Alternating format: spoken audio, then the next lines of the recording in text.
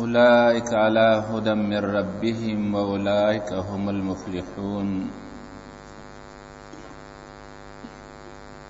الله فرمایي په دغه صفاتو باندې چې کوم د دې صورت په اول کې بیان شو د مؤمن دپاره او دارنګې د متقي دپاره د دغه صفاتو خاوندان دنیا کې په هدایت باندې دي د طرفه د رب خپلنا او آخرت کې دی پورا کامیاب دي. ان الذين كفروا بشکا کسان چې کفر کړی دی سواء علیهم برابر ده په دوی باندې انذرتهم کته او ویری دوی لرا ام لم تنذرهم یا ونویری دوی لرا لا یؤمنون ایمان راوړي. ختم الله علی قلوبهم مهر لګول دی الله د دې په لونو باندې وعلى سمعهم او د دې په غوږونو باندې وعلى ابصارهم غشاوتون او د دې په سترګو باندې پردې دي ولهم عذاب عظیم او د دې په عذاب لوی. ومن الناس من يقول آمنا بالله زینه د خلقنا هغه دي چې وای من ایمان لرل د په الله باندې و بالیوم الاخر او په ورځ رستنی باندې چې ورځ د قیامت ده. وما هم بمؤمنین ندی دوی د ایمان خاوندان یخادعون الله والذین آمنوا دوکه کوي د الله سره او د کسانو سره چې ایمان والا دي. وما يخدعون الا انفسهم او دی دوکه نه کوي مگر د ځان سره وما يشعرون او دی نه پوهیږي. فی قلوبهم مرض د دې په زړونو کې بیماری ده فزادهم الله مرضا پس زیاد که دوی لره الله مرضان د جهت د بیمارینا او یا لنډه معنا زیاد که دوی لره الله بیماری. ولهم عذاب علیم د دې دپاره د عذاب درناک بما كانوا یکذبون په سبب د هغې چې دروغ ویل. واذا قیل لهم او کله چې اولی شي دوی ته لا تفسدو فی الارض فساد مکوئ په ځمکه کې قالو وای دی انما نحن مصلحون یقینا موږ خو اصلاح کوونکي یو. الا الله فرمای خبردار انهم هم المفسدون یقینا دوی همدی د فساد کوونکي ولکن لا یشعرون لیکن دوی نه پوهیږي. وَإِذَا قِيلَ لَهُمْ او کله چې اولی شي دوی ته آمنو ایمان راوړئ کما آمن الناسو لکه چې ایمان راوړی دی هغې خلکو. قالو وای دی انؤمنو آیا موږ ایمان راوړو کما آمن السفهاء لکه چې ایمان راوړی دی هغه بېوقوفو. الا خبردار انهم هم السفهاء او یقینا دوی همدی بېوقوف دي او قمقل دی ولكن لا يعلمون لیکن دوی نه پوهیږي. واذا لقوا الذين امنوا کله چې یو ځای شي دغه خلکو سره او دغه کسانو سره چې ایمان راوړی دی قالو وای دی آمنا موږ ایمان راوړی دی. واذا خلوا الى شیاطینهم او کله چې لاړ شي او ځان لشي د خپلو شیطانانو سره او مشرانو سره قالو وای دی انا معکم یقینا موږ له تاسو سره یو انما نحن مستهزئون یقینا موږ خو خندا کوونکي یو په ایمان والاو پورې. الله یستهزئ الله خندا کوي د خپل شان مناسب په دوی پورې ويمدهم فی طغیانهم او زیاتی دوی لرا په نافرمانی او په سرکشی د دوی کې یعمهون پریشان او حیران. اولئک الذین اشتروا الضلالة بالهدى دا هغه کسان دي چې وای خستله گمراهی په مقابل د هدایت کې. فما ربحت تجارتهم پس ګټه ونکړه د دوی تجارت وما کانوا مهتدین او نه دی دوی سملار مندون کی.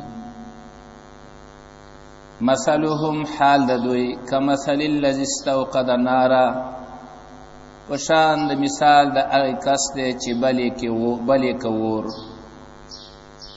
فلما ذات ما حوله هر کله چې رڼا وکړه غور چاپیرا د بلون کنا ذهب الله بنورهم بوتل الله رڼا د دوینا وترکهم فی ظلمات لا یبصرون او پری خود دوی لرا په تیارو کې چې سوینه نه. سمن کانلی بکمن گنگیان دی عمن لاندی فهم لا یرجعون نو پس دوی نه واپس کیږي د خپل کفر نه.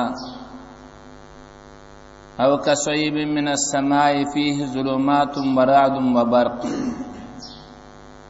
یا مثال دی پشانتا د صاحب د ډیر باران دی چې پاغي کې تیاری وی غړزارې وی برېښنا وی. یجعلون اصابعهم غدی بوت خپل فی اذانهم خپل غوګونو کې من السوائق د وجه د تندرنا حذر الموت د وجه د یره د مرنا. والله محیط بالکافرین الله احاطه کون کې ده په کافرانو باندې الله راګرون کې ده د کافرانو. یکاد البرق نزدې د برېښنا یقتفو بابصارهم چې او تختی د دې نظرونه. کلما ازالهم هر کله چې رڼاوي کې دغه برق دوی ته مشو فيه روان شي پاغې کې. و اذا ازلم علیهم کله چې تیار شي په دوی باندې قاموا ودرېږي. ولو شاء الله لذهب بسمعهم کچری خوخه شوی د الله خامخا بوتلی به غوګونه د دوی وابصارهم او سترګې د دوی. ان الله على كل شيء قدير یقینا الله په هر یو څیز باندې قدرت لري.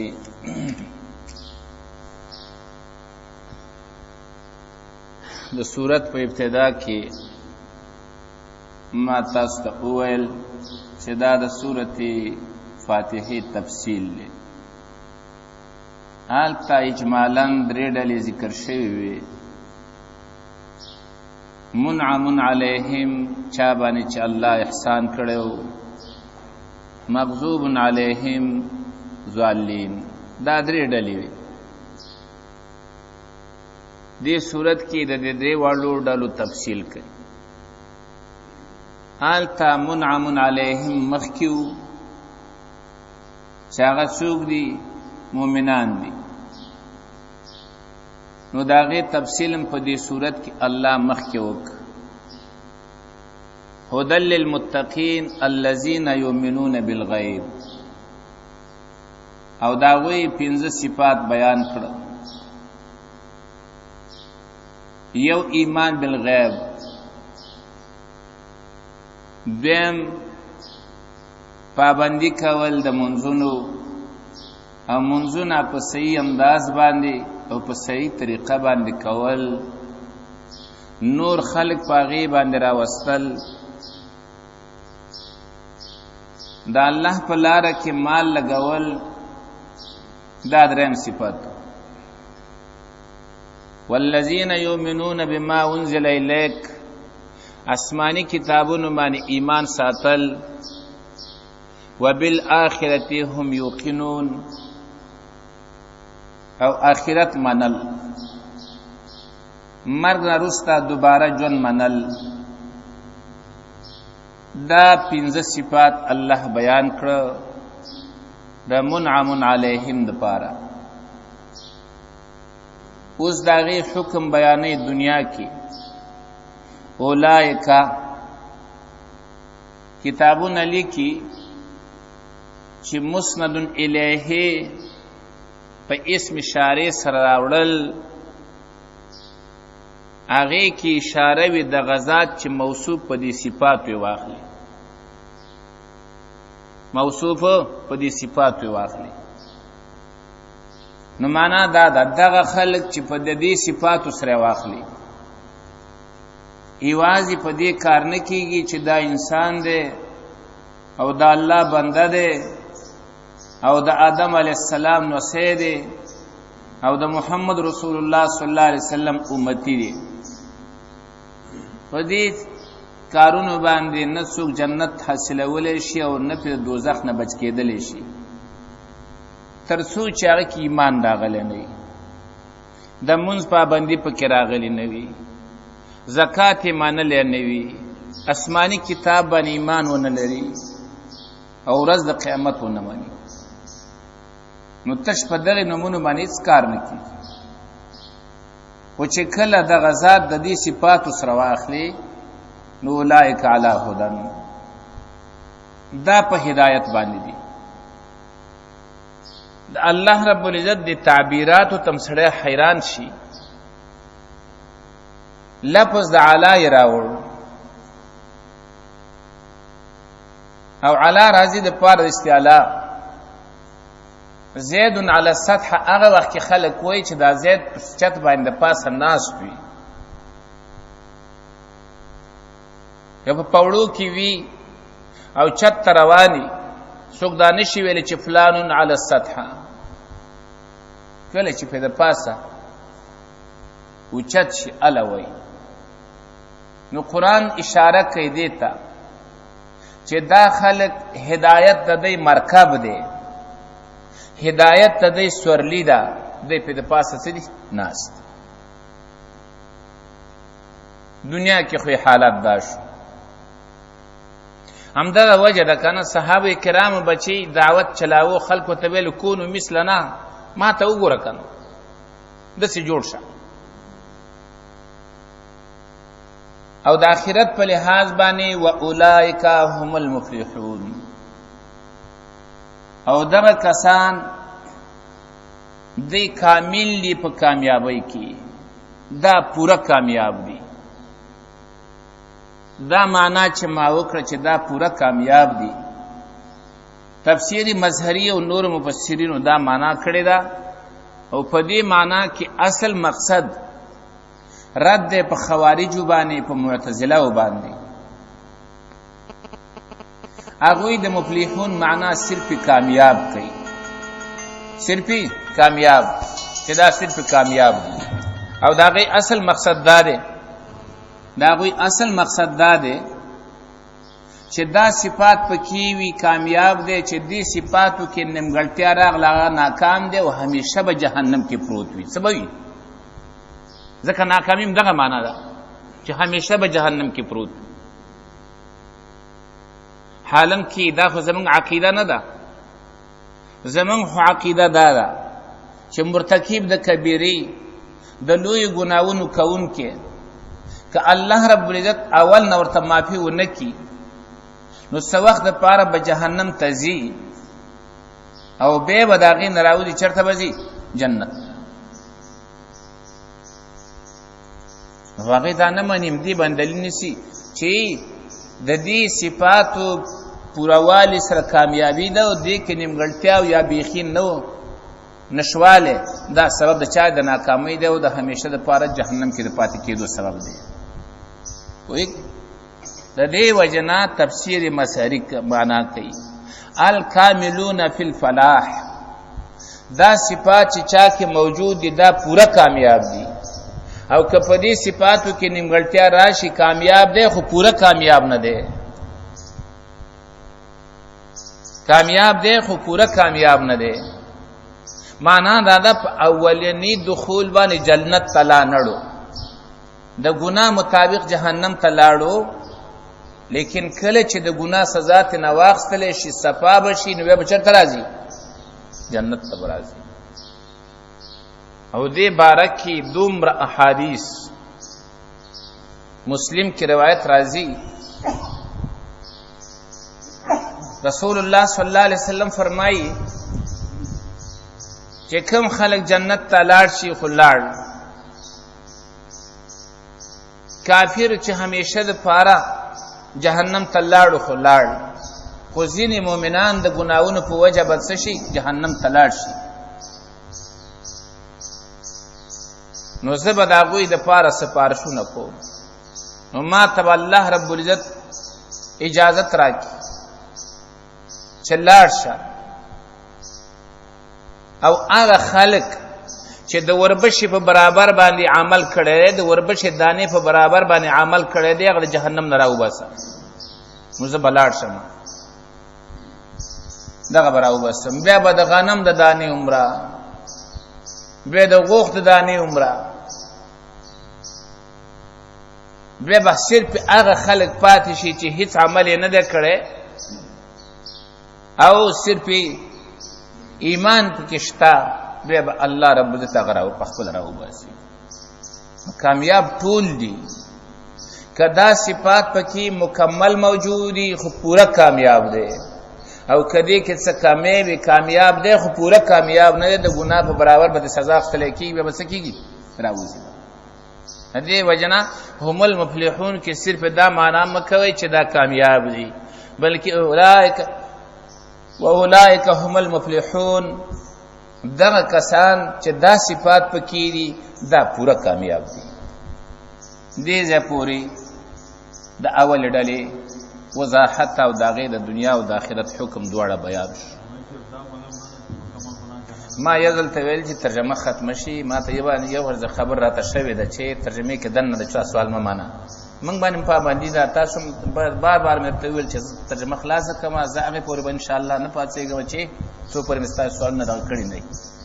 په دې وجه باندې انتظار کوئ ما باندې مسله ګډوډه شي او تاسو ته مشکل وي، سره پوره تفصیل هم نشي کولی. یو داسې وي چې آیات کې دننه ما نه پاتې شي، نو هغه تنبیه حاله راکړئ. نور انشاءالله زه به هغې پورې انشاءالله نه پاڅېږم څو پورې چې ستاسو سوالونه د پټ شوي نه ښه. ان الذين كفروا، دویمه ډله چې هغې ته وایي مجاهر کافر. اوس د هغې تفصیل کوي، د هغې وضاحت کوي او د هغې د دنیا او د آخرت حکم دواړه بیانوي. فرمایي ان الذين كفروا، هغه کسان چې کفر کړی دی، سواء علیهم، برابر ده په دوی باندې، انذرتهم، که ته وویرې دوی لره، ام لم تنذرهم، یا ونه ویرې دوی لره، لا یؤمنون، ایمان نه راوړي. انذار څه معنا ده، د سواد څه معنا ده، او د کفر څه معنا ده. د کفر معنا لغوي ده پټواله. عرب وی کفر النجوم غمامها، وریزو ستوري پټ کړه. ستوري د وریزو په وجه باندې شو پټ شو، پټ وریز په راله ستوري پټ کړه.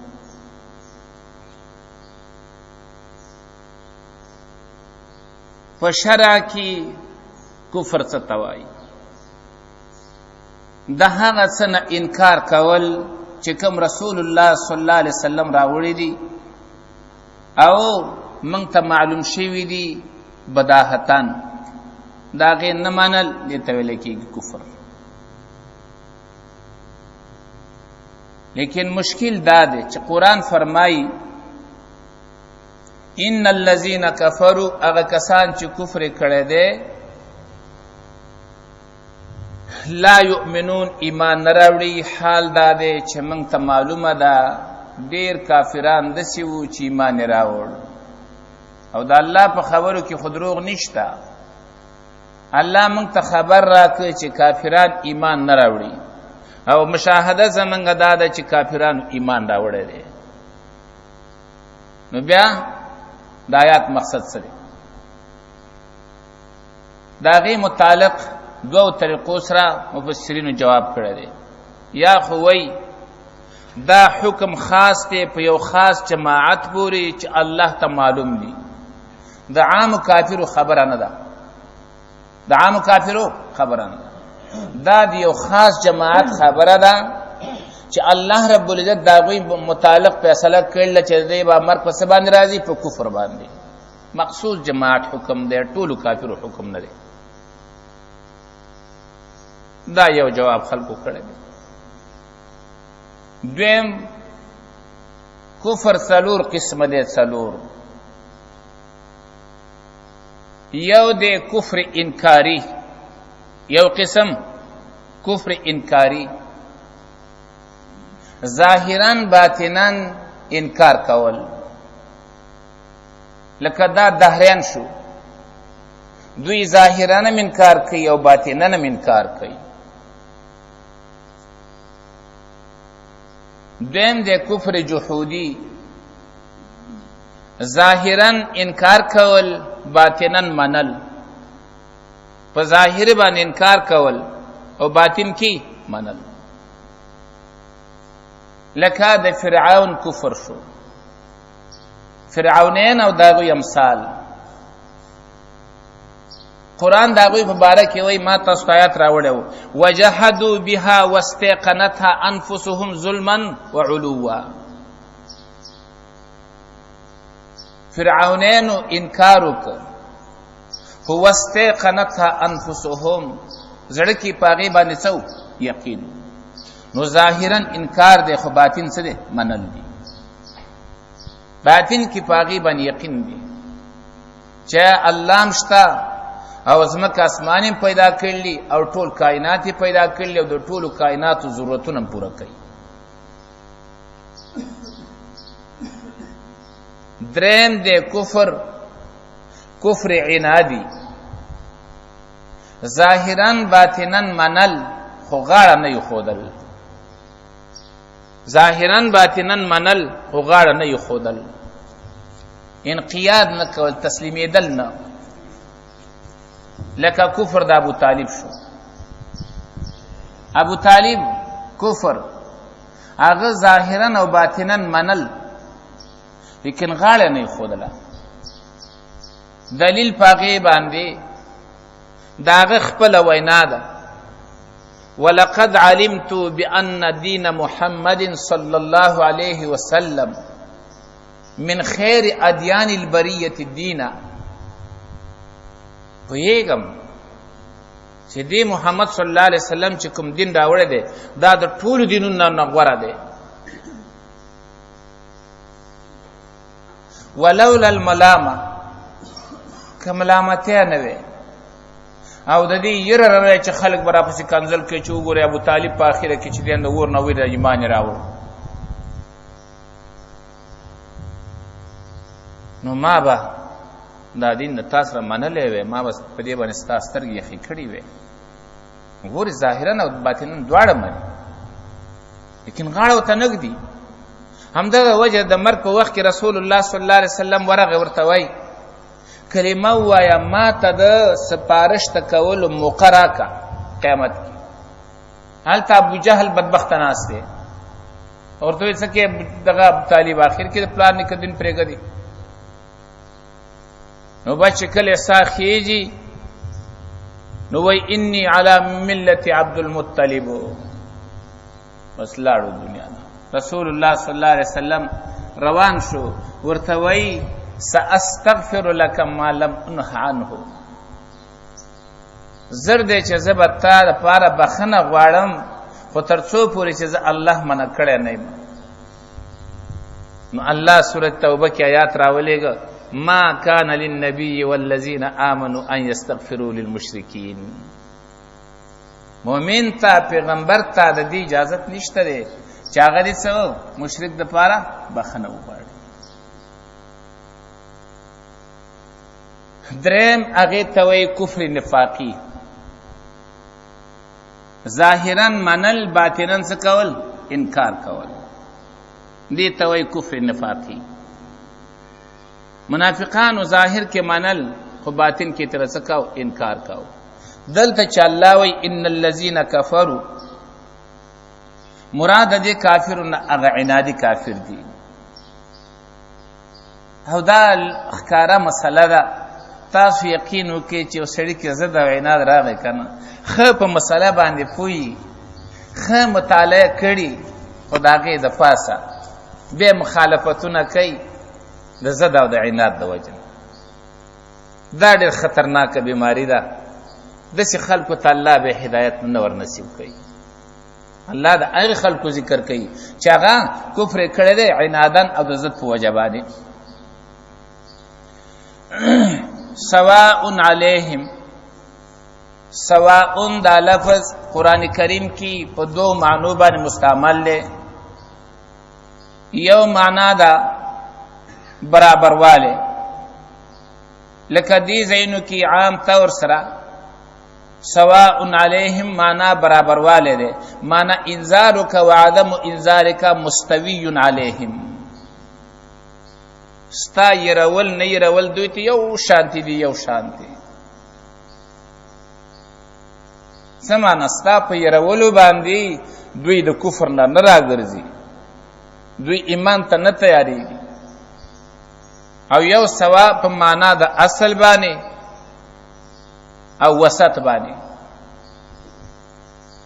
لکه رست الله فرمای فرآه فی سواء الجحیم، او به ویني هغې لره په ویښ د جهنم کې او په منځ د جهنم کې به وګوري. نو هلته سوا په معنا د وسط باندې دی، خو دلته معنا برابر والی دی. انذار څه ته وایي؟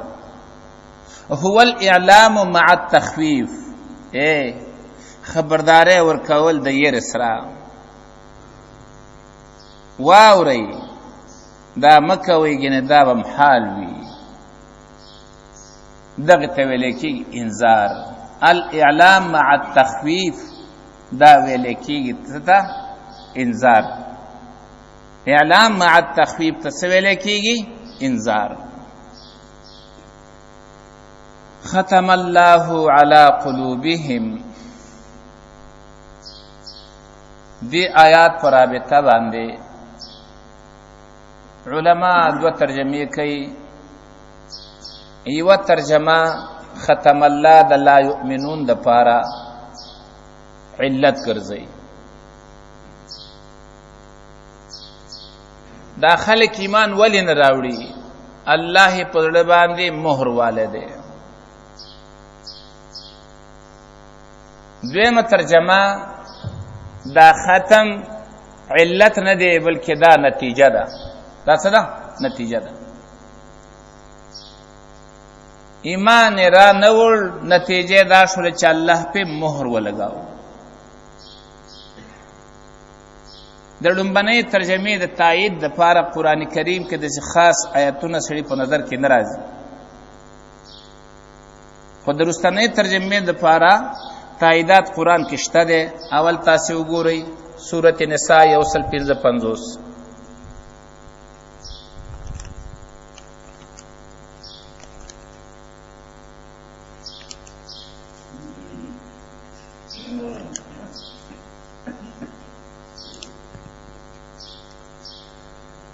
فبما نقضهم ميثاقهم، فبما نقضهم ميثاقهم، پس په سبب د ماتولو د دوی خپل لوزونو لره، وکفرهم په سبب د کفر د دوی باندې، بآیات الله د الله په آیاتونو، وقتلهم الانبیاء بغیر حق، او په سبب د وجلو د دوی پیغمبرانو لره بی جرمه، وقولهم قلوبنا غلف، او په سبب د دې وینا د دوی چې ویل دی زړونه زمونږ په پردو کې دي، بل طبع الله علیها بکفرهم، دی باندې الله مهر والی د خود څه په وجه باندې؟ د دې د کفر په وجه باندې. نو ګورئ ختم او طبع دا نتیجه شوله د کفر، سبب د کفر نشو، علت د کفر نشو، بلکې دا مرتب شو په کفر باندې. او د دې دلیل هغه حدیث دی، رسول الله صلی الله علیه وسلم فرمای اذا اذنب عبد ذنبا نکتت فی قلبه نقطه سوداء، کله چې یو بنده ګناه وکړي د هغه په زړه باندې تور داغ پیدا شي، چې تور داغ پیدا شي، که دی توبه وباسي نو هغه داغ لرې شي، او که چېرې توبه ونه باسي نو هغه داغ غټېږي غټېږي غټېږي تر څو چې په ټول زړه باندې څه وکړي؟ قبضه وکړي. نو بیا ورته الله څه ور واچوي؟ تاله. همدارنګه سورت مطففین 14 نمبر آیت تاسو وګورئ.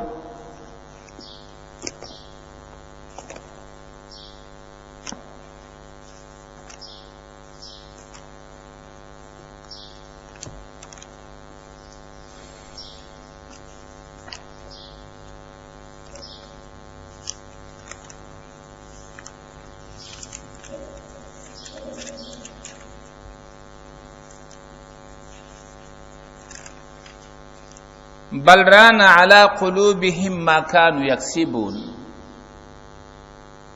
زنګ راوسته د دې په زړونو باندې چا؟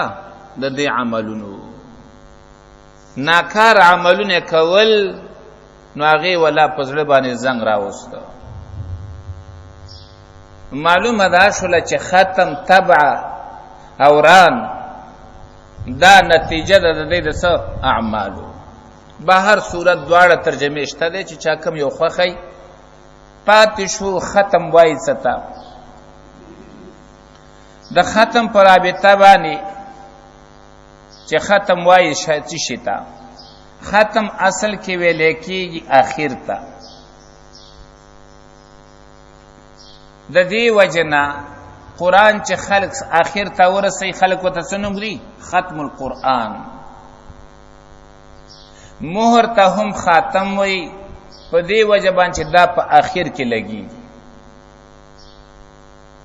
خو په شرع کې ختم څه ته وایي؟ انسداد الشیء بحيث لا يدخله شيء من خارج ولا يخرج منه شيء من داخله. د یو شي داسې طریقې سره بندول چې د بهر نه ورته څه شی داخل نشي او نه د داخل نه څه شی را بهر شي، دې ته ویل کېږي ختم. بندول د یو څیز په داسې طریقه باندې چې نه ورته د بهر نه شی لاړ شي او نه د داخل نه څه شی ترې راووځي، دقې ته ویل کېږي ختم. نو دا چې په کومو زړونو باندې ولګېږي، الله دې موږ ته وساتي، بیا نه حق ورنه وځي او نه پکې حق څه اثر لري. وایه ورته کمې دیوال ته خبرې دې کوئ. ختم الله علی قلوبهم، پاتې شو د ختم طریقه چې ختم څنګه راځي. کله ناکله ختم په داسې طریقه باندې وي چې د هغه شکل او نمونه بدله شي. لکه هغه حیلهګرو ته چې کله هغوی حیلې شروع کړلې، فقلنا لهم كونوا قردة خاسئین، شادوګانې ته جوړ کړه، خنزیرانې ته جوړ کړه، مخونه ولاوار کړه د څټ په شان ته. دویم ختم دی په اعتبار د زړه سره.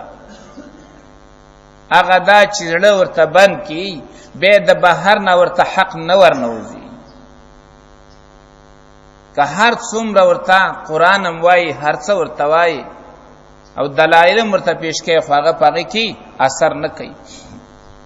دلته مراد دا معنا ده ختم الله علی قلوبهم، زړونه الله بند کړي، بیا حق ور داخلېږي نه. وعلى سمعهم، او د دې په غوږونو باندې حق پې ناوري.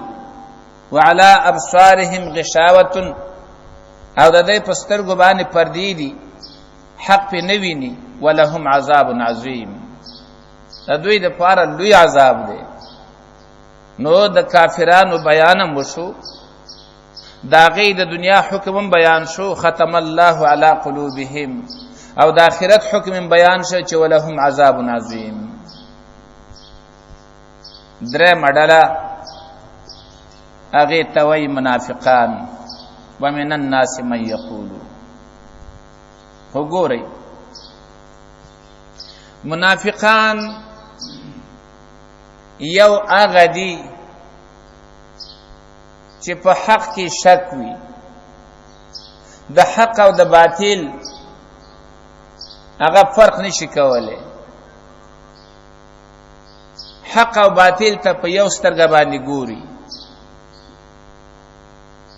هغې ته موږ وایو شک.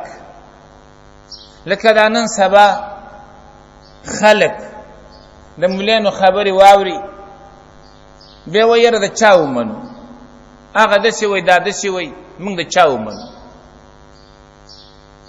که تعالی الله عقل در کړی دی، د دنیا کار ښه معلومولی شي، او دارنګي د تجارت سیزونو کې چې کومه کې ګټه د هغه ښه پېژنې، او د حق او د باطل په مسله کې بیا موږ د چا ومنو. دغه شکیان دا منافقان په دې معنا باندې مکه کې وو،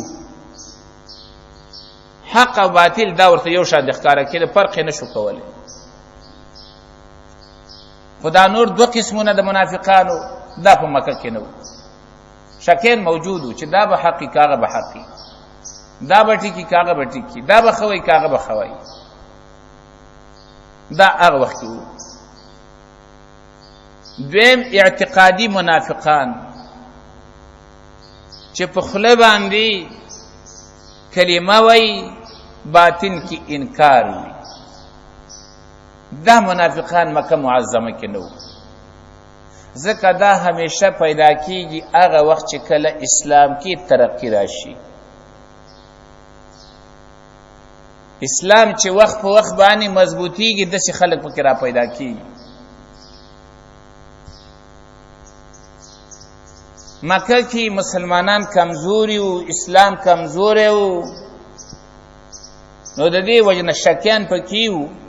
خو دا قسم منافقان چې په خوله دي اظهار د ایمان وکي او باطن کې د انکار وکي، دا هلته نه وو.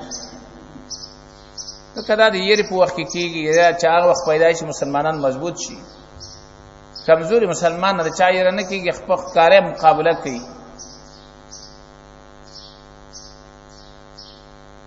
دا مدینه کې را پیدا شو، ځکه مدینه کې اسلام په ترقۍ باندې شو. او دریم عملی منافقان، زړه کې ایمان شته، په خوله باندې اقرار هم د کلمې کوي، لیکن صفات د منافقانو پکې دي. د منافقانو خوینه پکې دي، او هغه رسول الله صلی الله علیه وسلم تشریح کړی دي. 4 من كن فيه كان منافقا خالصا. څلور کارونه داسې دي چې دا په چا کې راشي خالص منافق ته جوړ شي، معنا پوره مشابهت د هغې منافقانو سره پیدا شي. وعده کوي، خلاف کوي، جګړه کوي، کنځل کوي، خبره کوي، دروغ وایي، وعده وکړي، خلاف وکړي.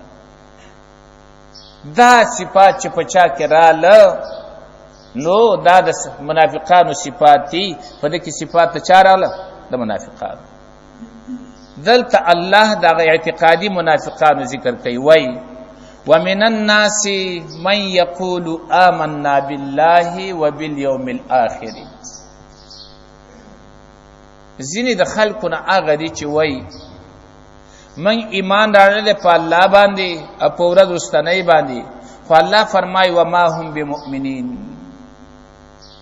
دا ایمان والا نه دي، معنا دا د زړه نه مؤمنان نه دي. نفاق څه ته وایي؟ اظهار الخیر،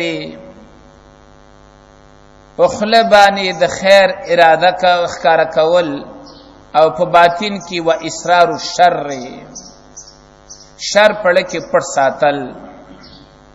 دې ته ویل کېږي نفاق او منافقت. نو دا خلکو په خوله باندې اظهار کاوه د ایمان، او په باطن کې کاوه کفر. و دې وجه باندې دې ته منافقان ویل کېږي. اظهار الخیر و اصرار الشر، خیر ښکارا کول شر پټول دقه ته ویل کېږي نفاق. وما هم بمؤمنین الله فرمایي دیو کې ایمان نشتا د زړه حالت الله مونږ ته بیان کړ چې په خوله باندې خو اظهار د خیر کړی دی خو په باطن کې څه شر په دې وجه دا مؤمنان نه دي. نو هغه معنا صافت راوتله چې اظهار الخیر و اسرار الشر. وما هم بمؤمنین کې الله د زړه حالت ښکارا کړ او آمنا بالله وبالیوم الاخر دا د خلی حالت او د ظاهر حالت ول راخکارک. یخادعون الله والذین آمنوا وما یخدعون الا انفسهم وما یشعرون. خدع معنا څه ده؟ خدع د لغت په لحاظ باندې پټول توای. یو شی پټول، یو خبره پټول، یو اراده پټول، د دې ته ویل کېږي خدع. په شرع کې خدع څه ته وایي؟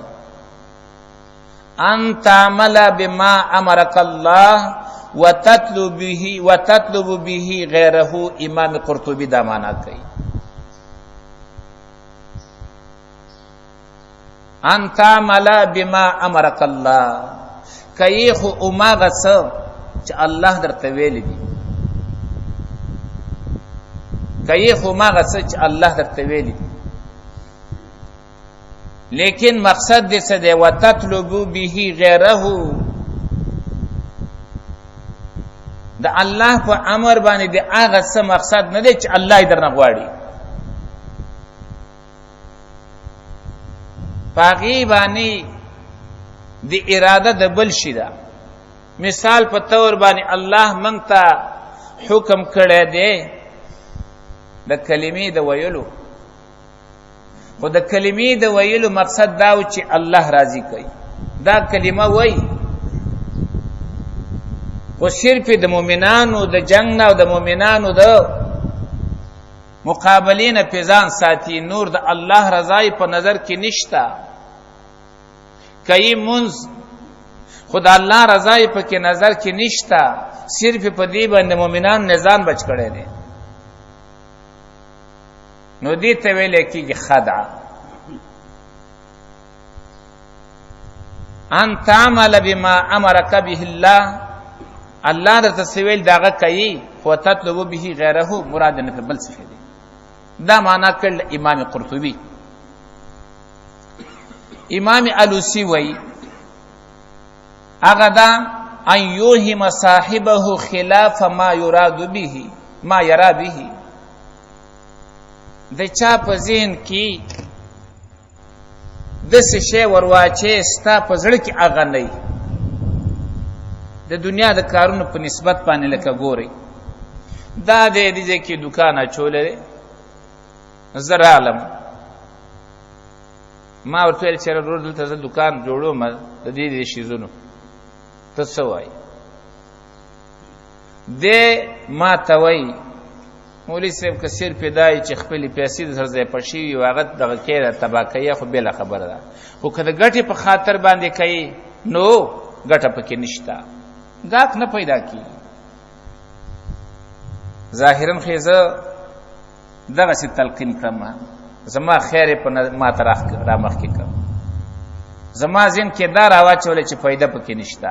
دنې مقصد څه دی؟ یاره که دا دکان وای چې زما ګاک کمیږي، دې ته ویل کېږي خدعه. او دا معنا کړل امام علوسی. د خلکو په ذهن کې داسې څه ورواچي چې هغه خلاف وي د د رایې نه، د د رایې خدای چې زما ګاک کم نشي او هغه ته وایي تاسو ته ګټه نشته، دې ته ویل کېږي خدعه. دې آیات کې الله فرمایي یخادعون الله والذین آمنوا. دا د منافقت علامې الله یې بیانوي. دوکه کوي د الله سره او د هغه کسانو سره چې ایمان والا دي. اوس سوال دا راځي چې دوکا او خدع هغه چا سره کیږي چې هغه په چا باندې خبر نه اوس ته الله سره دوکه څنګه کی دا الله نه خو څه شی پړ نه دی ان الله لا يخفى عليه شيء في الارض ولا في السماء الله نه خو نه په اسمان کې څه پړتی او نه په ځمکه کې څه پړتی نو بیا داغه سره دوکه څنګه کی بعض خلکو هغه دا والذین آمنوا او دا الله نه مراد رسول الله یخادعون رسول الله والذین آمنوا دا الله دا رسول سره او د ایمان والا سره خدا الله دا رسول سره دوکه کول الله ځان ته منسوب کړ چې دا د پیغمبر سره دوکه نه ده دا زما سره دوکه ده لیکن یاد وساتئ خطر جمع هغه دی چې د قرآن د آیاتونو سره برابرې وخوري اوس تاسو سورته حامیم سجده 22 نمبر آیات راوړوي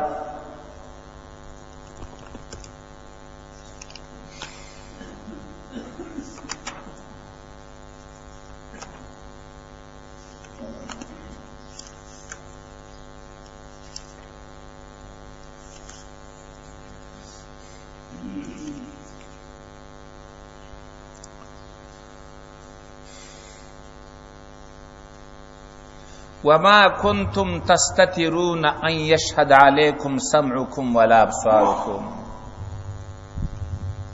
نو تاسو چې پردم کولا نو تاسو چې پردم کولا ان يشهد عليكم سمعكم د دې خبرنا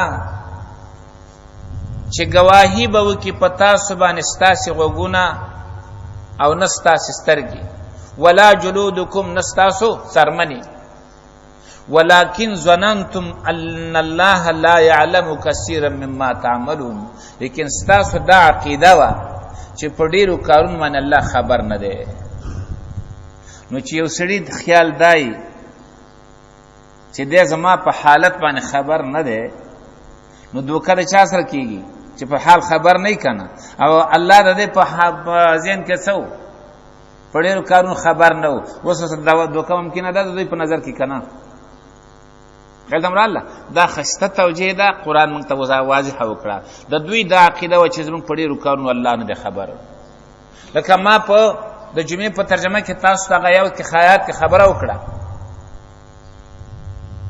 الله رب العزت فرمایي الا حين يستغشون ثيابهم يعلم ما يسرون وما يعلنون دغه کې تمام تفاسیر لیکلي دي چې مشرکان ویل چې منګه شپې دروازې بندې کو برستنی او کمبلې په ځان باندې خوري کو او به په پزړه کې موږ د محمد صلی الله علیه وسلم ته دښمنی کوو څوک به خبر شي دا غوی د عقیده و چې په دې وخت کې الله په نه خبرېږي نو ځکه الله ورته وایي الله حين يستغشون ثيابهم تک پزان باندې جامع اچي هم ته چې څه کوي دنه په مشترکم درنه خبره ما نو لنډه ترجمه دار او تعالی چې يخادعون الله في زعمهم دوی په خپل خیال کې د الله سره دوکا کوي ځکه د دوی خیال دا و چې الله زموږ د ډیرو کارونو خبر نه دی نو هیڅ نور دغه ته ضرورت پکې پیدا نشو تایید د سورته حامیم سجده باندې واضح شو يخادعون الله والذين آمنوا وما يخدعون الا انفسهم الله فرمای دوی دوکه نه کوي مگر د ځان سره زکه د دې وبال او د دې بوج په چا باندې وي په دوی باندې وي وما يشعرون دې په نه پويږي فی قلوبهم مرض الله فرمای د دې پزړونو کې بیماری ده د دې بیماری نه یا خو حقیقی معنا مراد ده نه مرض نه مراد درد ده درد نو فی قلوبهم مرض د دې پزړونو کې بیماری ده معنا درد ده د اسلام د ترقی د وجنه د مسلمانانو د مضبوطوالی په وجه باندې د پړنو کې درد پیدا دی درد دا ولی دوی ترقی وکړه، ولی دوی دومره شهرت پیدا که، ولی دوی دومره زور پیدا که، بس په درد کې پراته دي. فزادهم الله مرضا، چون کی مسلمانان وخت په وخت باندې ترقی کوي نو داغي په وجه باندې دوی بیماری الله نورم زیاته کړه. همدارنګي آیاتونه راځي، د آیات پر اتلو باندې دوی ته درد پیدا شوه دی، آیاتونه وخت په وخت باندې راځي زیاتیږي، وخت په وخت باندې راځي، نو د دې په دې بیماری کې او درد کې نور اضافه واله راځي. فزادهم الله مرضا پر رابطه باندې مفسرین دوه خبرې کوي. یا دا جمله دعائیه د دې په زړونو کې بیماری د الله دې د بیماری نورم زیاته کی، نو به انشاء ده الله دې د بیماری نورم زیاته کی. او یا څنګه چې صورتي د جملې خبریه ده، معنام د جملې خبریه لکه ما مخکنه ترجمه ټولې مدغه وکړي.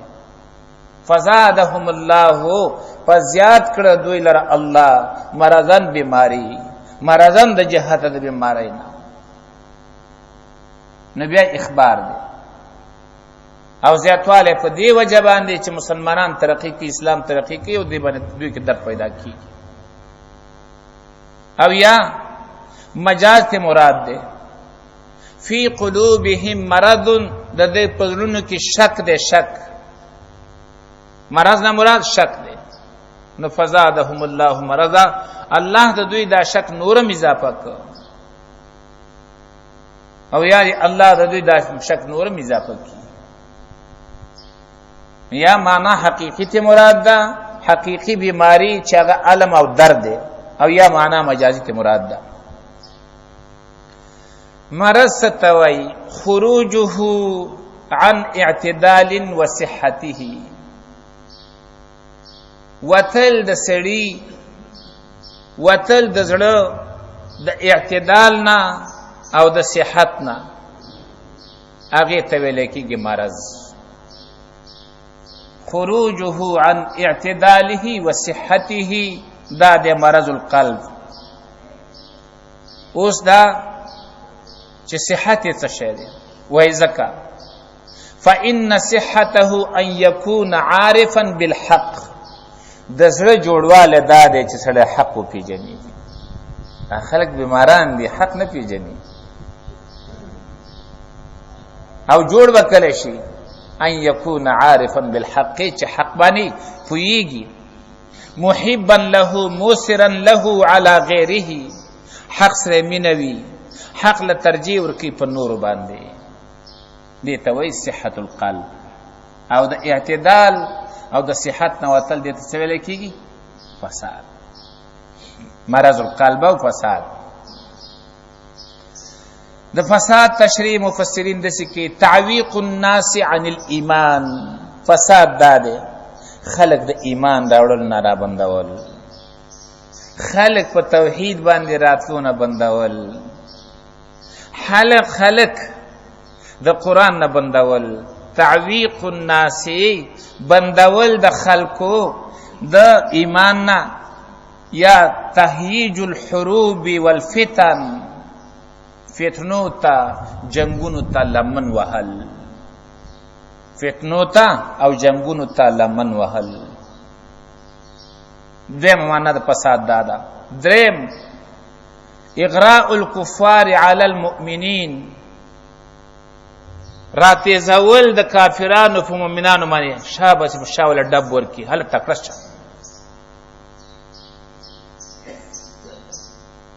امریکایانو ته به تیزی ورکوله دا ځای بمبار کړه دا ځای بمبار کړه، دقه د فساد. دا زما ترجمه نه ده، ستاسو وړه کې دا زما ترجمه ده. اغراء الكفار على المؤمنین، کافر په مؤمن باندې ورتیزول دا څه د فساد د فساد. شابس یو ول تکرار شدا ول هغه ول هغه ول. د ډېر افسوس ځای نه دادي زمونږ مولوي صاحب هغه به کله نا کله په درس کې وجړل، ویل به دلته خو خلک د نیکانو ګمان را باندې کوي خلک داسې ګمان کوي چې دا فرشتې دي خو دا به ډېر د افسوس ځای وي چې قیامت کې بیا د فاسقانو سره ولاړي دلته مې نوم لیکل شوی دی په رجسټر د مسلمانانو کې او هلته مې بیا نوم راوخیږي په رجسټر د کافرو کې دا بیا ډېر د خطرې خبره ده الله هم د دغسې حالت نه وساتي او دې ترجمې ته چې زه ګورم والله قسم درته کوم چې زما خو کرکه وشي کرکه اغراء الکفار علی المؤمنین او بیا د دې د پاسه دې سره دعوه د ایمان کوي او په دې د پاسه بیا تمه ساتي چې زه به د مؤمنانو په جماعت کې ودرېږم مشکله ده نو څلورمه معنا کوي القاء الشبه خلقو ته د دین په نسبت باندې د توحید په نسبت باندې شک او شبهې وراچول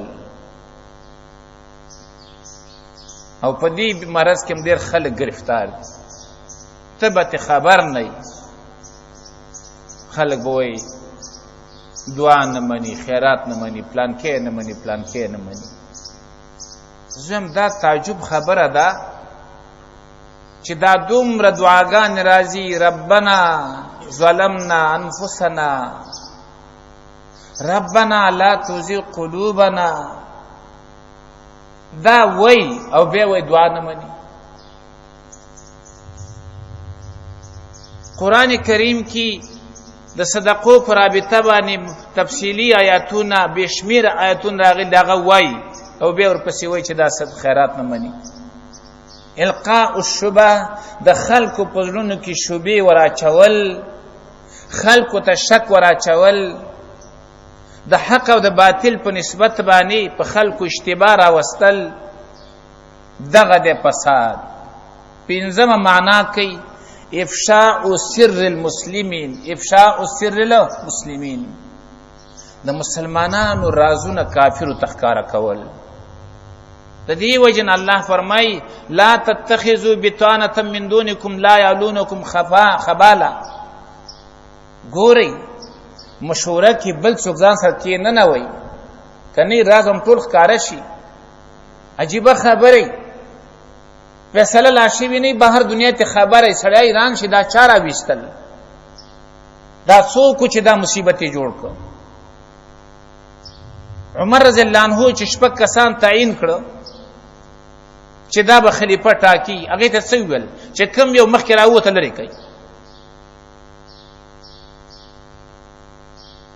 دې ته څوک فساد نه وای دې ته په خپلم د مشورې په کسانو کې څوک غور نه کوي چې دا راز چا ښکاره کړ باید دا زمونږ په شورا کې نور نه وځي دا نشته ته وایه چې داسې حالات رواني ته به څه ترقي وکړي دغسې فسادیان په سړي سره ناست دي ګټه به څه وکړي افشاء سر المسلمین فساد څه ته وایي د مسلمانانو رازونه خلکو ته ښودل د مسلمانانو پټې فیصلې دشمن ته ښودل دقې ته ویلی کېږي څه فساد شپږمه الکفر والعمل بالمعاصي کفر کول ګناونه کول دې ته ویل کېږي څه فساد د دې وجه علما وایي من عصى الله في الارض او امر بمعصيه الله فقد افسد في الارض ابو العالیه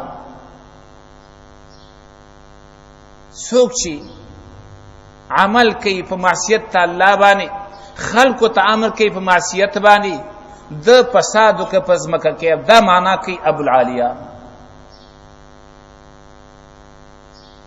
دې وجنه خدع فساد دا ټول دقه یو لوی مصیبت ته د دې وجنه د دې اصلاح پکار ده د خدع نمزان ساتل پکار دی او د فساد نمزان ساتل پکار دی فزادهم الله مرضا ولهم عذاب الیم بما كانوا يكذبون واذا قيل لهم کله چې ویل شي ته فساد مکوې دغه معنی شولې پس مکه کی نو قالوا انما نحن مصلحون دوی په جواب کې وای موږ سيو موږ اصلاح کوو دی خپل فساد ته سوی اصلاح د خپل فساد ته سیاست وایي. دا سیاست دی. کله وایي سیاست کې اخري ټکی نشته. دا الله بنده اخري ټکی چې پکې نه خو کاته لاړه خرابه شوله که نه، حرف اخر نه لري. دا د هر سړي په خوله باندې راځي. دیندار یم وایي او چې دین نه خبر دی هغه یم وایي، حرف اخر نه لري. معنا نن یو شان دي کوه، سبا بل شان دي کوه، بل سبا بل شان دي کوه. دا نه پکار، دا فساد دی، دا به نه کوي. څه چې قرآن او حدیث سره ته ویلي په هغې به مطابق چلیږي، نو پس د هغې نه به کامیاب. یو ځل داسې وشوله، موږ خپله مدرسه کې ناست وو، د یو چا متعلق بحث راغی چې یاره هغه دې مقام ته ورسېده. نو ما پکې خبره وکړه چې دې مقام ته خو ورسېده، خو تاسو تپوس وکړئ چې څنګه ورسېده. آیا ځان مسلمان معرفه کاوه، د اسلام کارونه کول، کافر سره دشمنی کوله، دې مقام ته ورسېده، که نه د خپل کار ورته پرېښوده او دې مقام ته ورسېده. تاسو یقین په الله وکئ، په مجلس کې یو عالم او ځان ته داسې نسبتونه کوي، ما ته وایي پارچی متل دی، اگر زمانہ به تو نسازد تو به زمانہ بسازد. دام کمال دی. ما ته وایي، ما ویل چې زمونږ دا نظر نو د بل چا نه موږ څه ګیله وکړو. وایي دام کمال دی. خلک کمالات ورسې ګرځي. الله فرمایي چې کوي فساد او چې ورته ووایي فساد مه کوه، انما نحن مصلحون، موږ خو اصلاح کوونکي یو. الا انهم هم المفسدون، الله فرمایي خبردار یقینا دوی همدی د فساد کوونکي، ولکن لا یشعرون، لیکن دی پې نه پوهېږي. واذا قیل لهم، کله چې وویلی شي دوی ته آمنو ایمان راوړئ، کما آمن الناس. آمن الناس کی الف لام د عهد د پاره دي، معهود په دې سره صحابه کرام دي. ایمان راوړئ لکه چې ایمان راوړه د هغې خلکو، مراد نه صحابه کرام. هر څوک الناس د هر څوک، هر خلک ته نه مراد، صحابه کرام ته مراد دي. عبدالله بن مسعود رضی الله عنه یو ورځ وایي من کان مستنن فلیستن بمن قد مات. څوک چې اقتدا کوي، اقتدا دی وکړي په مړو پسې. فإن الحي لا تؤمن عليه الفتن، ژوندو باندې فتنې راځي. سار مسلمانی، ماښام کافری، ماښام مسلمانی، سحر کافری. یصبح مؤمنا ويمسي کافرا، یمسی مؤمنا ویصبح کافرا. بے وی د مړو نه زما مراد څه دی؟ اولئک اصحاب محمد صلی الله علیه وسلم اختارهم الله لصحبة نبیه ولاقامة دینه. زما د مړو نه مراد صحابه کرام دي. الله د خپل نبی د ملګرتوب د پاره غوره کړیو او د خپل دین د قائمولو د پاره چون کړیو. هغه په اقتدا وکړي. آمنو کما آمن الناس، هم خلق ته نه دی مراد. فإن آمنوا بمثل ما آمنتم به فقد اهتدوا. کدی خلق ستاسو په شان ایمان راوړ نو الدا په هدایت باندې دي. راځي موږ خپل ایمان وګورو هغه څه دی، پس هغې نه بیا دعوه د هدایت وکړو. قالو انؤمنو، جواب کې دی وای آیا منګه ایمان راوړو، کما آمن السفهاء، لکه چې ایمان راوړه دغه بیوقوفو صحابه کرامو ته بیوقوف وای. الله فرمای الا انهم، خبردار، هم السفهاء، همدا دی بیوقوف ولکن لا یعلمون لیکن دی نه پوهیږي ولکن لا یعلمون دی نه پوهیږي په خپل سفاهت او په خپل قمقلتوب باندې یا ولکن لا یعلمون دی عاقل د جاهل نه پیژني عاقل او جاهل نشي بیلوله سفاهت ستوي د دې متعلق تفاسیر وایي هو الجاهل الضعيف الرای دا هغه ناپوها چې کمزور رای لري القلیل المعرفه علم نه او مصالح او دارنګي د نقصانات او فرق نشي کولای حافظ ابن کثیر و سفیه هم دقه توي خو بد نشي بیلوله ګټ او تاوان نشي بیلوله حق او باطل نشي بیلوله حلال او حرام نشي بیلوله دقه د سفیه دغه د بیوقوف مستدید د سواد کې منګو حال تکي یو مولوی صاحب دوره وکړه ډیر بهترین عالم وو نو هغه د یو سړي لور په نکاح وغوښتله دا غلوري 15 او 14 تعلیم مو د انګريزي نو هغه ته خبر ورشله هغه داسې جاهل دی جدید تعلیم نه وکړ مولوی صاحب خبر شو چې جنې د سی ویلي هغه له خاصه جاهل یم جدید تعلیم ته پرایویټ کار شروع کړ 15 کال کې 14 پاس کړ دا ګران دی دغه خو ډیر آسان دی اماغه جنې به ورته پیغام را لېږي چې بس زه تیار یم هغه ورته زه جاهل یم جاهل څوک نکاح نه کوي نو حق او باطل خو او بد بیلول نشي دی په نیز باندې په انسان هغه دی چې جدید تعلیم لري که د قران ټکی نه خبر نه د خپل ایمان نه خبر نه د خپل اعمالو نه خبر نه او دا سکه سټینځي لګي دا عالمي کدا جاهلی سټینځل ماته وخه کوم د کراغني لګي وي اړم وي په دې وجه باندې اصل شی دقه ده د بیوقوفتوم نه چې خلاصيږي په دې بخلاصيږي چې سړی دین باندې ځان پوي کی حق او باطل بیل کی صحیح او غلط او جایز او ناجایز سره بیل کی او چې دا نشي بیلول حافظ ابن کثیر وای چې سفیه چاته وي هو الجاهل الضعيف جاهل ضعيف الرای قلیل المعرفه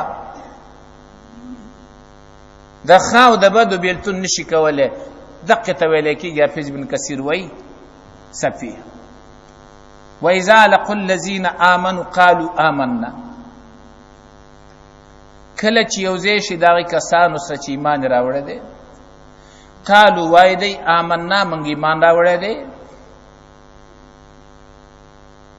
واذا خلوا الى شياطينهم کله چې لاړ شي او ځان نشي خپل شیطانانو سره قالوا وای دی انا معکم یقینا من لتاسو سره انما نحن مستهزئون یقینا من خو خندا کون کیو لقو اصل کې لقیو ایمان والا سره یوځای شي قالوا آمنا دی بای چې من ایمان راوړې دي واذا خلوا ځان لوال او تل الى شیاطینهم د شیاطین نه مراد څه دي چا شیاطین نه مراد د دې رؤسا او سرداران رؤسا الکفر علمبرداران د کفر مشران د کفر او دې ته شیاطین ولی ویلا لتحسین القبیح وتقبیح الحسن زکه د دې کار داده چې خ بد وخی او بد خو وخی خ بد وخی او بد سو وخی خ پدې وجن ورته شیاطین نه واخست کني اصل کې دام د دې مشران خو چون کې د دې کار څو د شیطانانو شیطانان خ سړی ته بد کار کوي او بد ورته څه کوي ښکارا کوي ښکارا کوي دا کار دوی کاوه ځکه الله تعالی ته په شیاطین سره وکړ کني مراتن رؤسا دي قالوا انا معکم، دی وای من خود تاسو سره یو. چې من سره یې نو آلته ولې ناست وي؟ ته خو د هغوی سره ناست وي که نه؟ جواب وایذا انما نحن مستهزئون، آلته که موږ ناست وو دا موږ په هغې پورې څه کولې؟ خنداګانې او ټوکې کولې.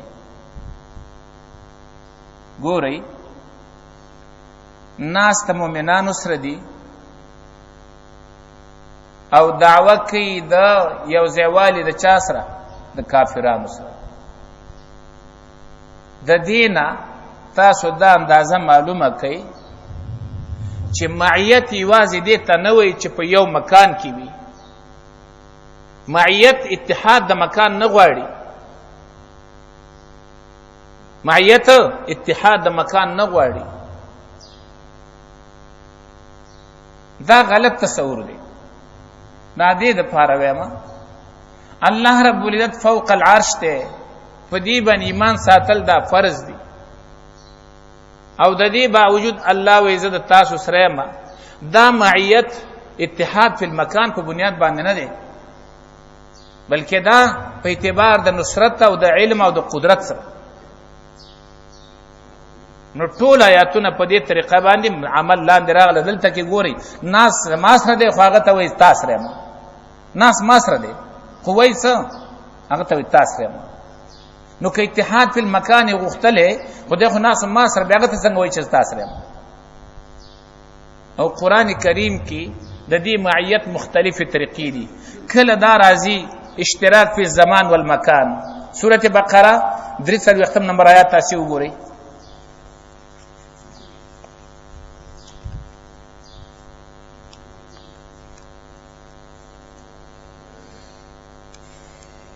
آیات نمبر 43 سورة بقره.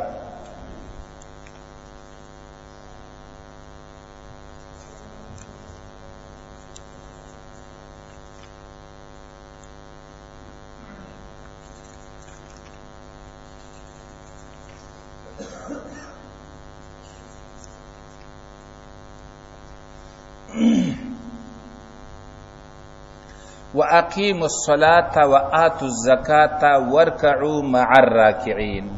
وَارْكَعُوا مَعَ الرَّاكِعِينَ. رکوع وکئ، منځ وکئ د منځ کوونکو سره.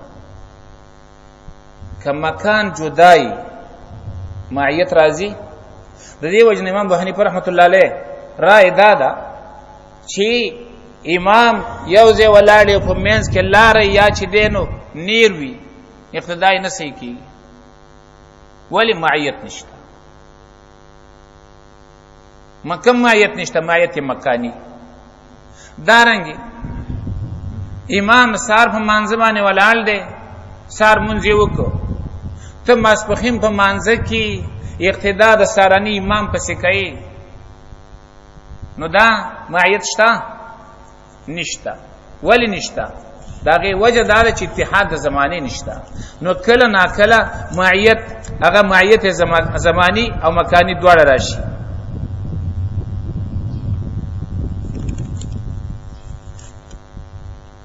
دا یوه.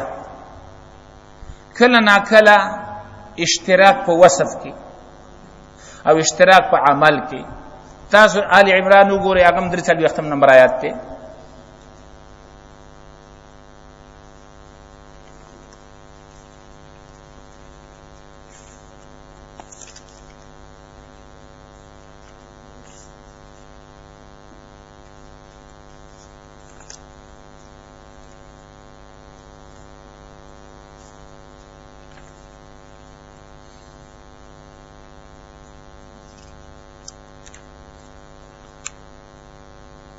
یا مریم اقنوتی لربک واسجدی وارکعی مع الراکعین.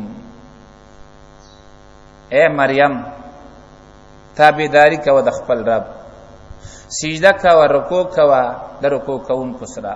دلته اتحاد مکانی او زمانی دواړه ته نه دي مراد، بلکې دلته اشتراک په وصف کې دی. معنی منځو کا په شان ته د مانځه د چا؟ د سړو. صلی کا صلات الرجال، منځو کا په شان د مانځه د سړو. دسې ونه ویله چې ورکعي مع الراکعات ښځې ونه ویله مع الراکعین سړي یاد کړه تمام تفاسیر تاسې وګورئ چې مقصود دلته مونځ کول دي په هغه صفاتو باندې چې په کوم صفاتو سړي مونځ کوي ښځې مونځ زر زر کوي او دارنګي د دې او داسم پوره خیال نه ساتي نو مریم بیبي ته وایي داسې مونځ وکړه چې ستا شراکت راشي د سړو سره په وصف د مانځه کې دې ته وایي اشتراک په وصف کې دریم رفاقت فی السیر لاره کې مزل کې مرګرتوب کول هغې دپاره هم لفظ چا استعمالیږي د معه تاسې سورت یوسف وګورئ 66 نمبر آیات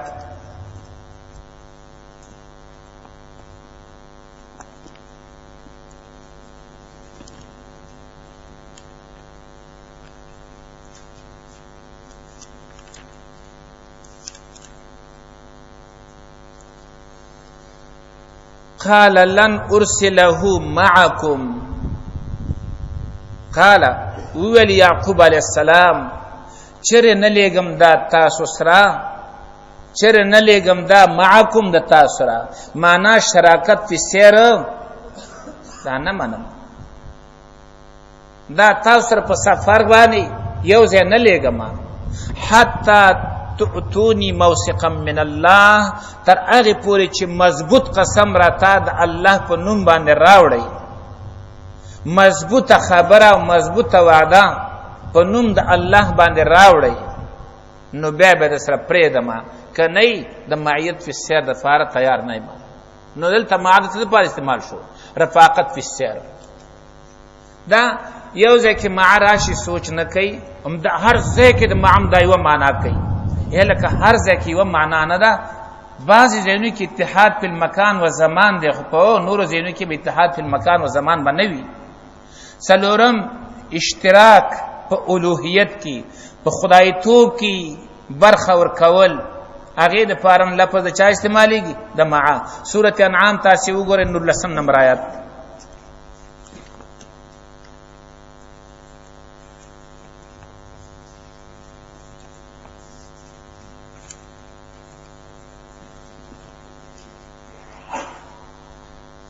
وَأُوحِيَ إِلَيَّ هَذَا الْقُرْآنُ لِأُنذِرَكُمْ بِهِ وَمَنْ بَلَغَ أَإِنَّكُمْ لَتَشْهَدُونَ أَنَّ مَعَ اللَّهِ آلِهَةً أُخْرَى تاسو دا وایي چې الله سره په اولوهیت کې بلم څوک شته دې دپاره لفظ څه استعمال کړه د معه هغه له په اولوهیت کې برخه ورکول دا څه دی معیت دی او د دې ختمول د معیت ختمول دي دارنګې اشتراک پنځمه معنا د معه اشتراک دی په درجه کې اشتراک په درجه کې تاسې وګورئ سورت نساء 9 نمبر آیات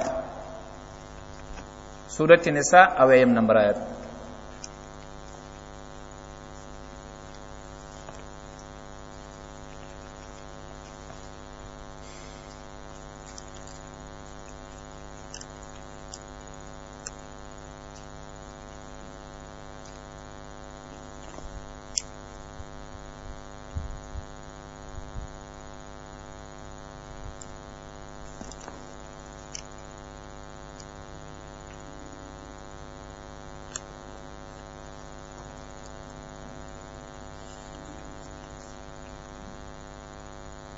فاولئک مع الذین انعم الله علیهم یو شپیتم دی که څوم دی 9 شپیتم وګورئ دا دی مخکې ومن یطع الله والرسول فاولئک مع الذین دا معیت ته پس کی په درجه کې معنی په دخول جنت کې فاولئک مع الذین دغه خلک هم جنت ته لاړو دیم کوم ته لاړو جنت ته شپږم خلاصې د عذاب نه هغې کې لفظ د چا استعمال شوی د معه تاسو سورت نساء 1:46 ته وګورئ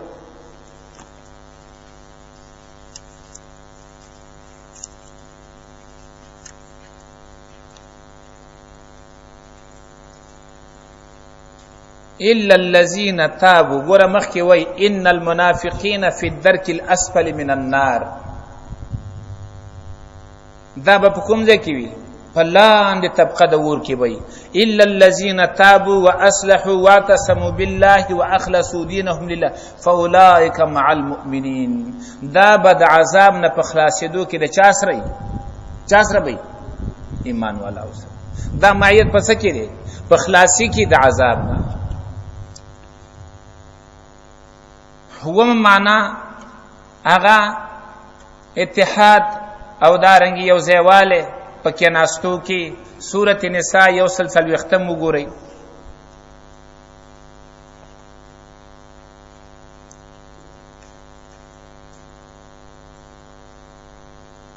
وقد نزل عليكم في الكتاب أن إذا سمعتم آيات الله يكفر بها ويستهزأ بها فلا تقعدوا معهم تګور یو ځای کې دین پورې خنداګانې کېږي. دغه مجلس کې اوس را مه کېنه. که کېناستلی نو بیا به انکم اذا مثلهم، تاسو هم بیا د هغې په شانته یې. دارنګې صورت انعام وګورئ 58 نمبر آیات.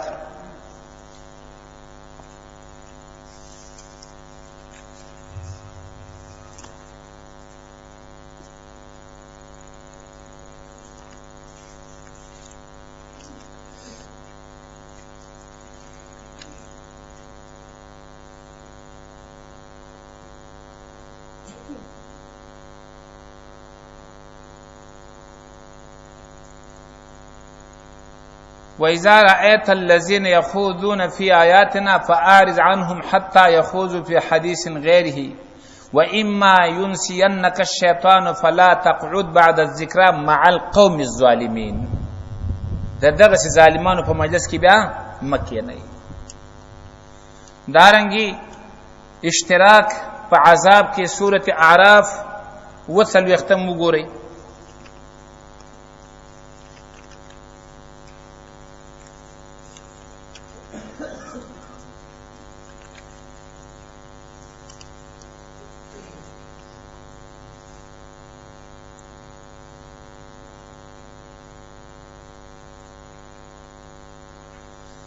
وإذا صرفت أبصارهم تلقاء أصحاب النار قالوا ربنا لا تجعلنا مع القوم الظالمين.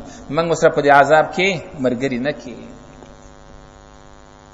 همدارنګي په معنا د تابعداري سره هغه کې معیت استعماليږي. سورۃ اعراف اتاتیا وګورئ.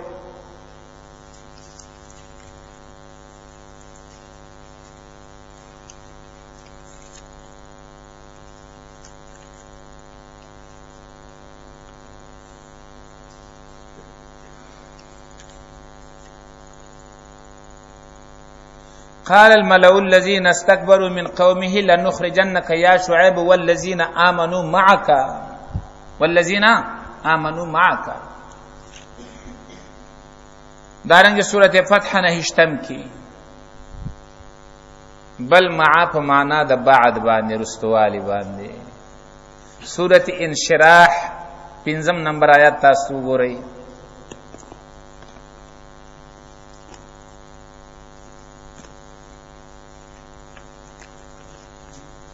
فإن مع العسر يسرا إن مع العسر يسرا.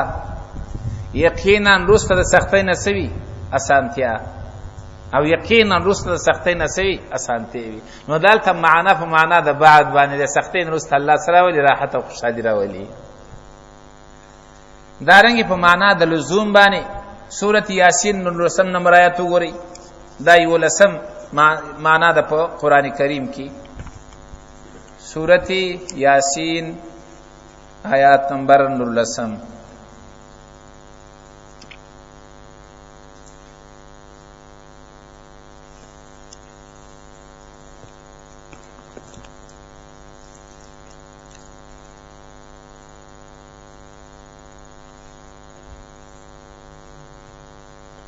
قالوا طائركم معكم. پیغمبرانو ورته ویل ستاسو شمستیا ستاسو بدفعلی دا لازم ده د تاسو سره، دا لازم ده د تاسو سره. مع په معنا د لزوم باندې. 12 معنا په معنا د علا باندې. سورۃ اعراف 150 وګورئ.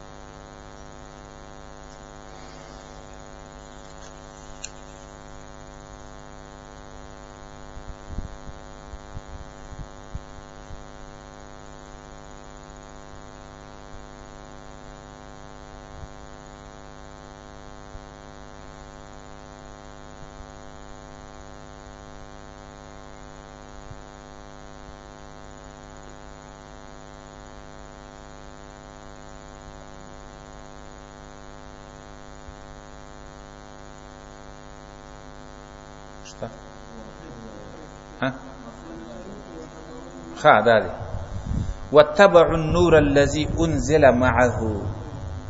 معنا انزل عليه دا معنا چا باندې دا علا باندې. هغه کتاب هغه رڼا چې را لېږل شوی د پدې پیغمبر باندې. دارنګه سورۃ حدید وګورئ 50 نمبر آیات.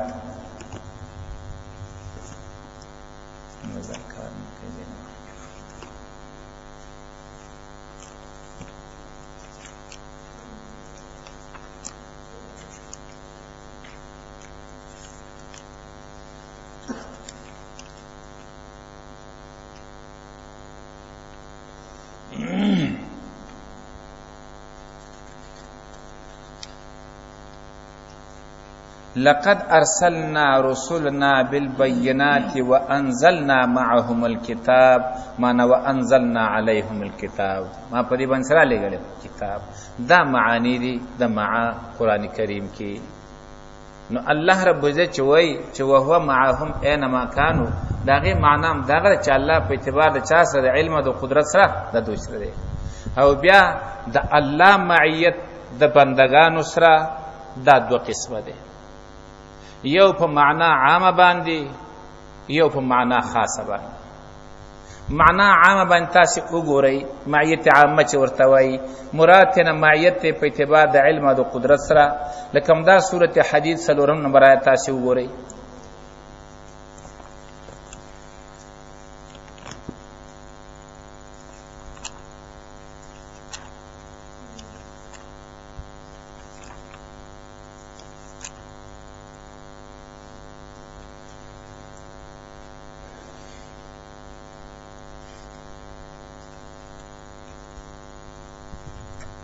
هو الذي خلق السماوات والارض في 6 ايام.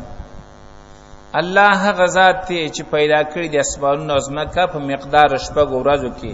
ثم استوى على العرش يعلم ما يلج في الارض وما يخرج منها. د ځمکه کې چې څه داخليږي او څه تر خارجيږي په ټول الله خبر دی. وما ينزل من السماء وما يعرج فيها. اسمان چې سره کوزيږي او سر خيږي په دې الله خبر دی. وهو معكم اينما كنتم. دا الله تاسو سره دی چې چرته یې. نو دا معیت په اعتبار د علم او د قدرت سره. دا د کافر سره مشته، دا د مؤمن سره مشته. دا د کافر سره مشته، په کافرم قدرت لري، په کافرم علم لري، او په مؤمنم قدرت لري، په مؤمنم علم لري. دا رنګه سورته مجادله 1 نمبر آیت ور دي پسې سورته ده. الله فرمای الم تر ان الله يعلم ما في السماوات وما في الارض ما يكون من نجوى ثلاثه الا هو رابعهم ولا ادنى من ذلك الا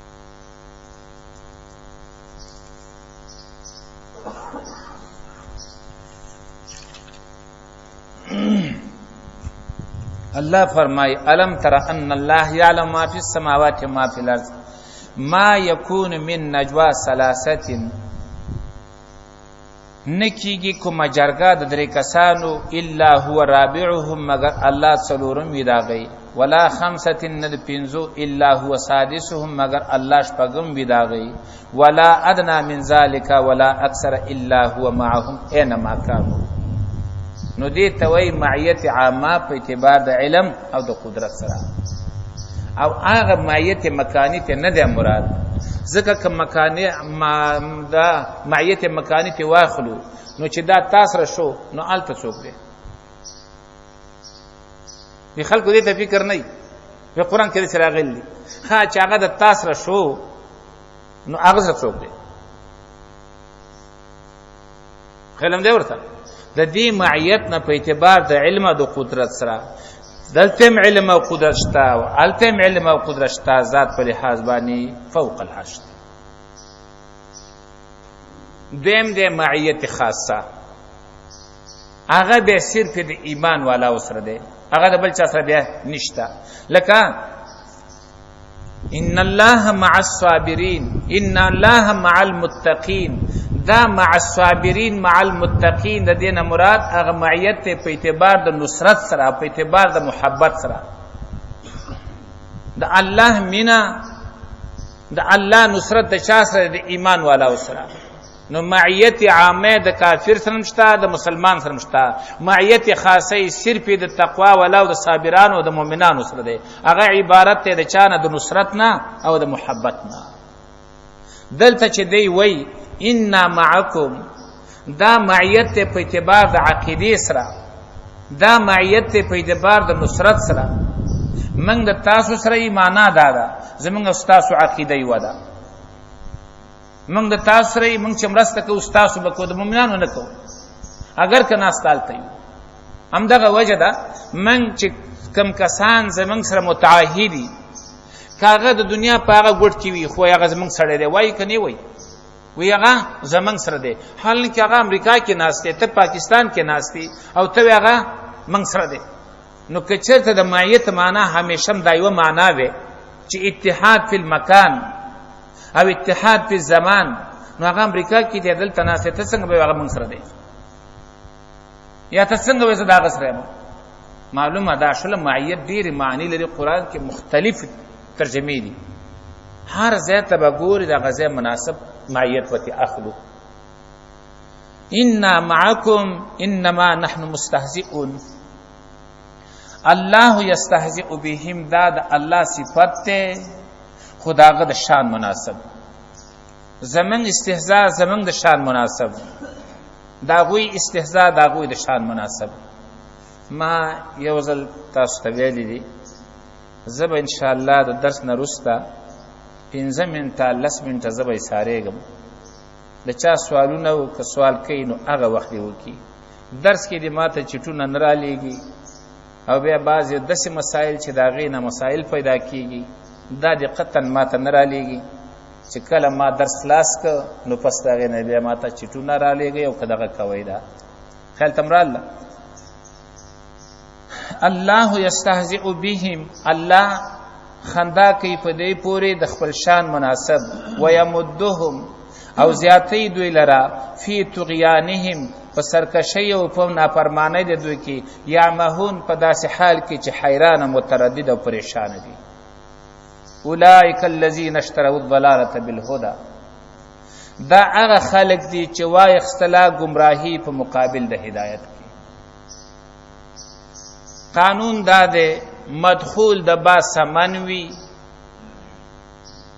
نو معنا دا ده سمن او عوض هغه هدایت ته او مبيعه هغه ضلالت ته.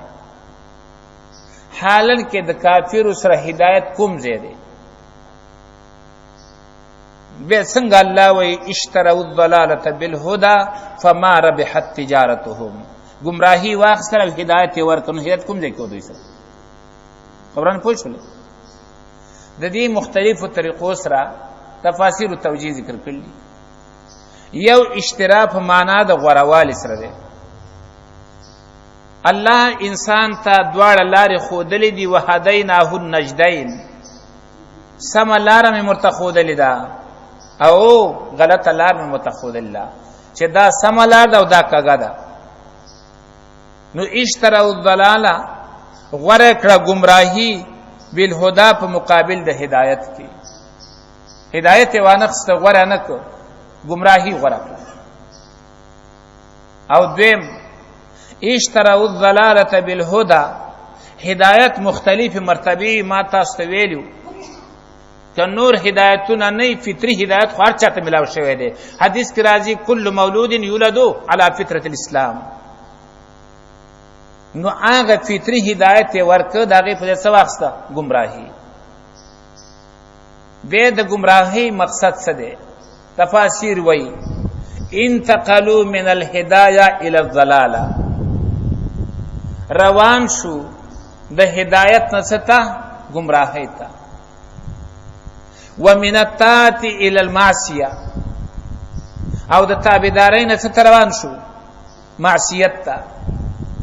ومن السنة الى البدعه، او د سنت نه لاړو چاته؟ بدعت ته. سنت یې پرېښوده، بدعت یې واخیسته. نو اشتروا الضلاله دغه معنا ده. انتقلوا من الهدى الى الضلاله،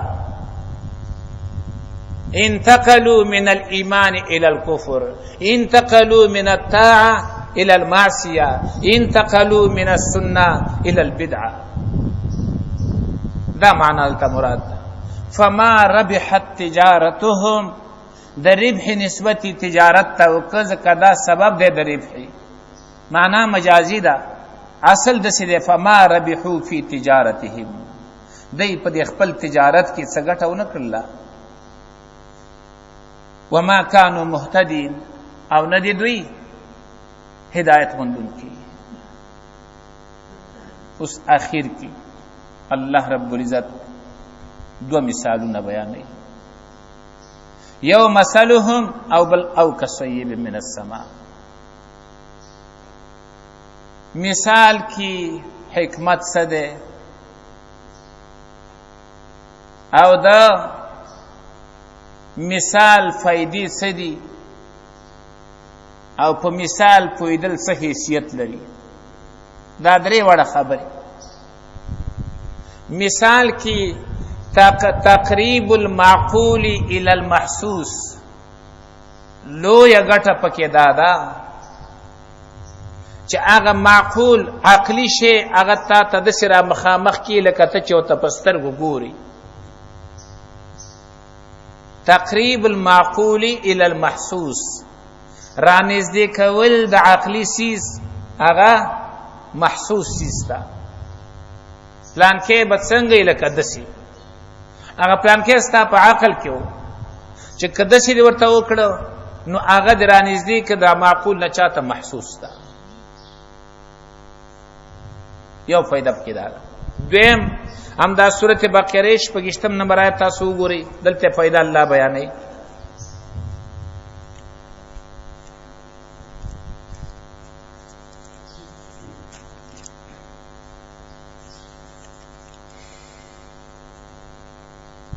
وَأَمَّا الَّذِينَ كَفَرُوا فَيَقُولُونَ مَاذَا أَرَادَ اللَّهُ بِهَذَا مَثَلًا يُضِلُّ بِهِ كَثِيرًا. حکمت او فائدې ولو خودلا په دې مثال بیانولو سره الله رب العزت ډیر خلق بیلاری کی او هدایت کی الله په دې باندې ډیرو کسانو ته. دا یو حکمت. دویم هغه تذکر سورت ابراهیم وګورئ.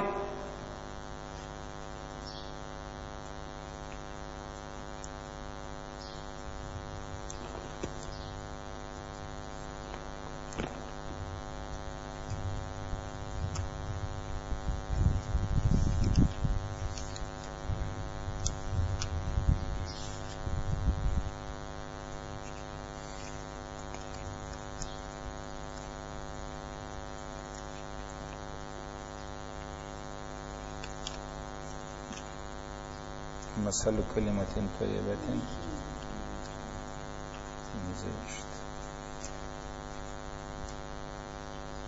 ألم تر كيف ضرب الله مثلا كلمة طيبة.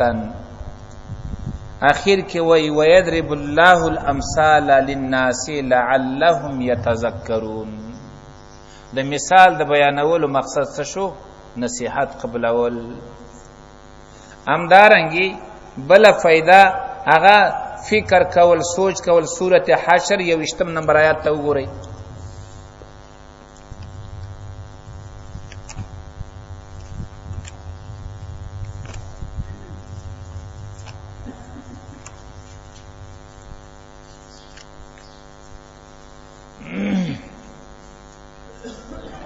وتلك الامثال نضربها للناس لعلهم يتفكرون. دې لپاره چې خلک ور باندې سوکي سوچ وکي سوچ.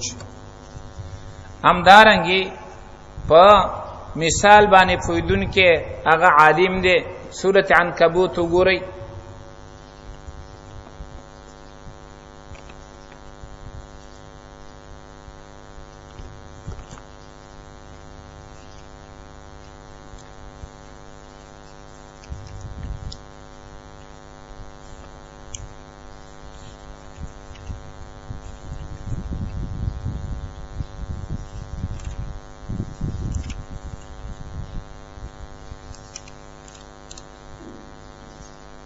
وتلك الامثال نضربها للناس آیات نمبر 43.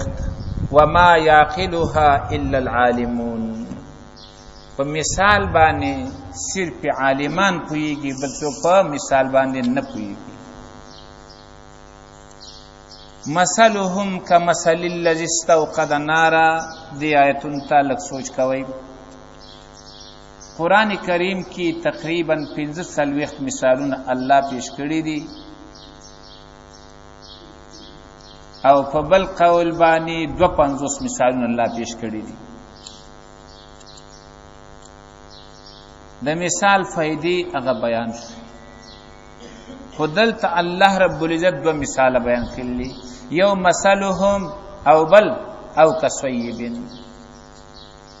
د دې آیاتونو متعلق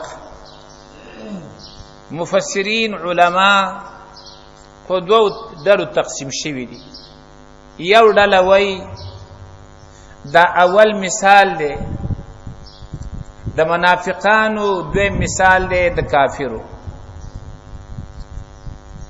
لیکن دا توجیه دا ډېره زیاته کمزوري، ځکه مثال هغه ځای کې پیش کولی شي چې په هغې کې پټوالی وي. کافر ښکاره دی، د هغه د مثال ذکر کول ته ضرورت نه پیدا کېږي. مؤمن ښکاره دی، د هغه مثال بیانول ته ضرورت نه پیدا کېږي. مثال خلق داسې شي بیانوي چې هغه څه پټ وي. نو د دې مقصد بیا دا شو چې دا دواړه مثالونه د چا د منافقانو. اول مثالم تعلق د منافق سره لري، او د دویم مثالم تعلق د چا سره د منافقانو سره. خو بیا سوال دا راځي چې 2 مثالونو ته ضرورت څه دی؟ دا غیب خلکو 2 توجیه کړي دي.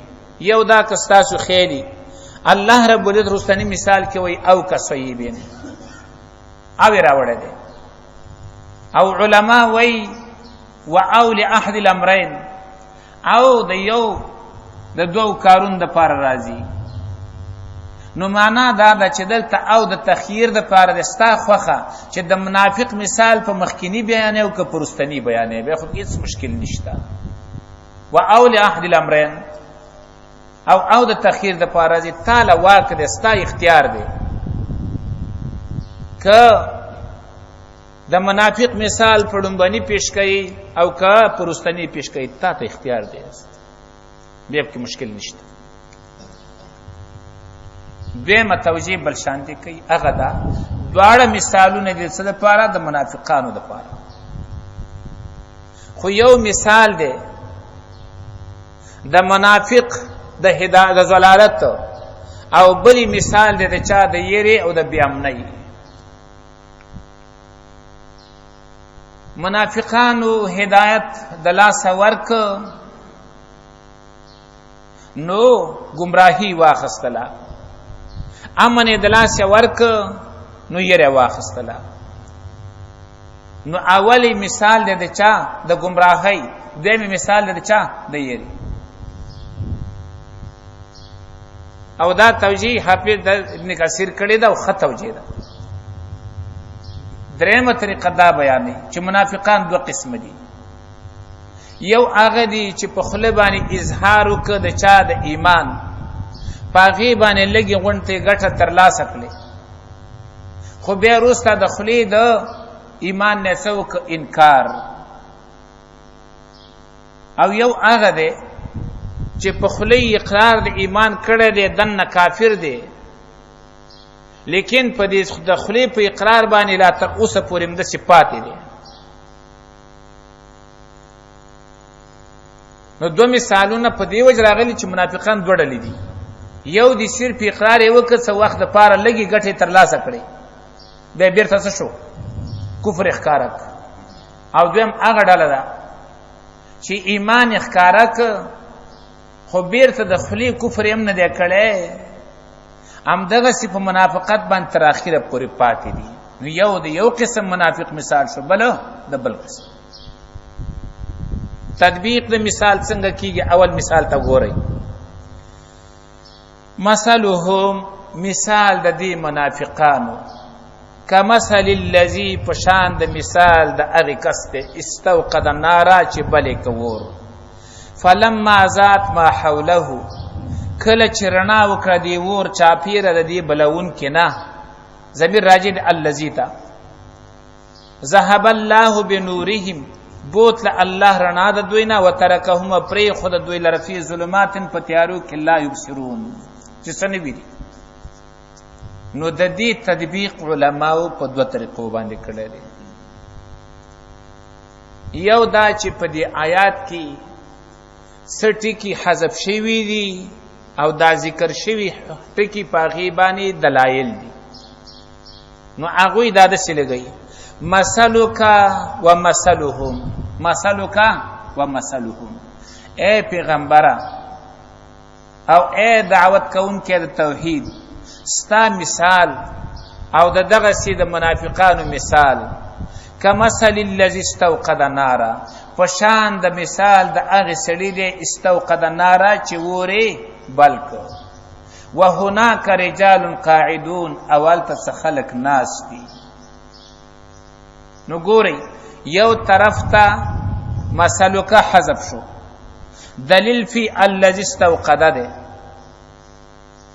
او بل طرف ته هناک رجال قاعدون هغه حذف شو، هغې باندې دلیل ومثلهم دی. نو ستا مثال او د منافقانو مثال، ستا مثال د اور د بلونکي دی، او د منافقانو مثال هغه د هغې خلکو دی چې د اور نه چاپیره ناست دي. څنګه؟ ته راغلی دین دی بیان کړ، دین دی بیان کړ، منافقینو په خوله باندې کلمه وویله، د کلمې د ویلو په وجه باندې لږې لږې فایدې د اسلام هغوی ته میلاو شو، سر محفوظ شو، مال محفوظ شو، د مسلمانانو سره ناسته ولاړه شروع شوله، دا غټه فایده ده که نه؟ که دا په خوله باندې کلمه نه ویلې، مال یې لوټو، سر یې لیلام و. لیکن د زړه نه ایمان رانوړ، رسول الله صلی الله علیه وسلم ته نه لاړو، رڼا یې ځان سره یوړله، او دی هماغسې په تیارو کې پاتې شو، لا یبصرون، چې څه نه ویني، رڼا لاړه، سکروټې پاتې دي، پکې سوځي به. لیکن دا توجیه اگر چې صحیح توجیه دا ډېر غټو علماو کړله، غټو مفسرینو کړله، خو دا ده چې قرآن کریم کې پکې حذف راغی. ښه توجیه هغه دا ده چې قرآن په د خپل ظاهر باندې پرېږدو. مثلهم، ښه ورته وګورئ، مثلهم، مثال د دې منافقانو، کمثل الذي استوقد نارا، په شان د مثال د هغې چا دی چې اور یې بل کړ. دا اور بلونکي په خپل هم دا منافقان دي، اور بلونکي په خپل هم دا منافقان دي. او د اور د بلولو معنا څه وه؟ بأن آمنو، په دې شان چې ایمان یې راوړ په خوله باندې. نو د خولې د ایمان د راوړلو په وجه باندې د خلکو ته د اسلام څه ګټې ورسېدلې. خو دا راته ووایي چې دا اور چې دی بلک دا بیا نور مادو ته محتاج دی که نه دی؟ دې له نور لرګي ور تک دی کنه بګ دی ک نور لرګي ور تک دی خدا ور بت پوره کیږي ک نور لرګي ور تنه کیږي دا بس کی مړ کیږي دا د الله قانون دی چې ور ته لرګي نګ دی نو څه کیږي مړ کیږي نو دای د دې ور د پاره ماده برابر نکړه ناغه ور مړ شو دا د الله قانون دی دا قرنګ دوی ایمان راوړ په خله باندې خو د ایمان د برقرار ساتلو د پاره ماده ته ضرورت دی هغه ماده څه د علم نافعه او عمل صالح علم نافع هي خبري معلومول او به پاغه خو خبرو باندې څه عمل کول دا دوی کې وو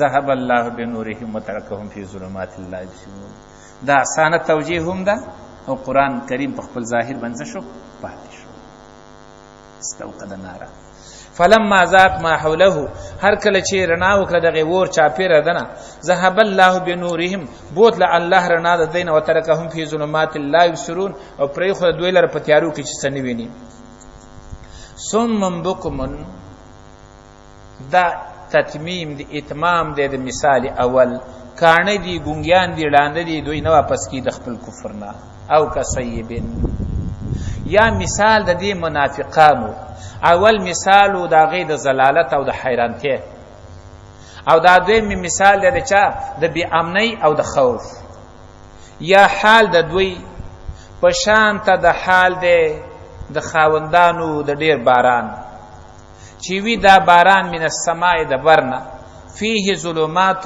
چې پاغي کې تیاری وی ورعد غرزار وی او برق برخناوی یجعلون اصابعهم گدی دوی گوت خپل منصرون د گوت خپلو فی اذانهم په خپل غوګونو کې من الصواعق د وجد تندرنا حذر الموت د وجد یری د مرګنا والله محیط بالکافرین الله راګرون کې د چا د کافرانو دی آیات کې آیا دا تشبیه د مفرد دا د مفرد سره که تشبیه د مرکب دا د مرکب سره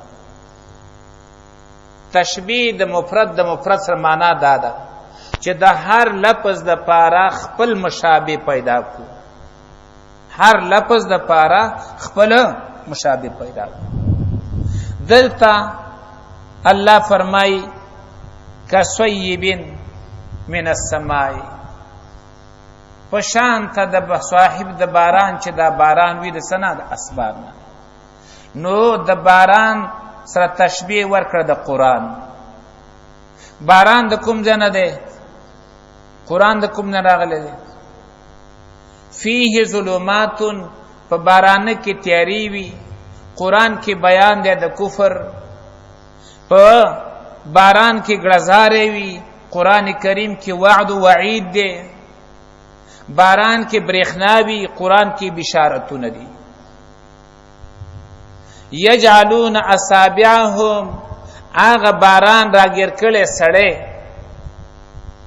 هغه په خپل غوګونو کې ګوتګ دي چې د غړزارو په وجه باندې زما غوګونو پردې اونچ کیږي او دا اورېدو دا قوت ملاړ نشي منافقانو د قران دا اوریدونه دومره خطر لري چې په خپل غوګونو کې ګوتی خېری چې موږ دا وانورو چرته دا وعد وعید موږ وانورو او دې طرف ته مایل نشو دې ته وی تشبیه المفرد بالمفرد د هر لفظ د پاره خپل مشابه پیدا کول او علما د دې توضیح دسي کوي باران کې در لتا پتی تباش خلاف نیست در باغ لا روید در شور بو مخص نو باران په کوم ځای وریږي پس مکه باندې قران کریم په کوم ځای د خلکو په ژوند باندې زمکه دوه قسم دي یو خیز مکی دي پاغه کې ګلون را پیدا کی یو ناکاره بنجر زمکی دي پاغه کې ازغره پیدا کی زړونم دوه قسم دي یو دي پاک او صفاز زړونه هغه کې مسله توحید را پیدا کی یو دی پاسید او خراب زونه هغه کې کینه او بغض او دارنګ شرک او بدعت او رسومات پکې را پیدا کی یو طریقه ده او دا لګه مشکله ده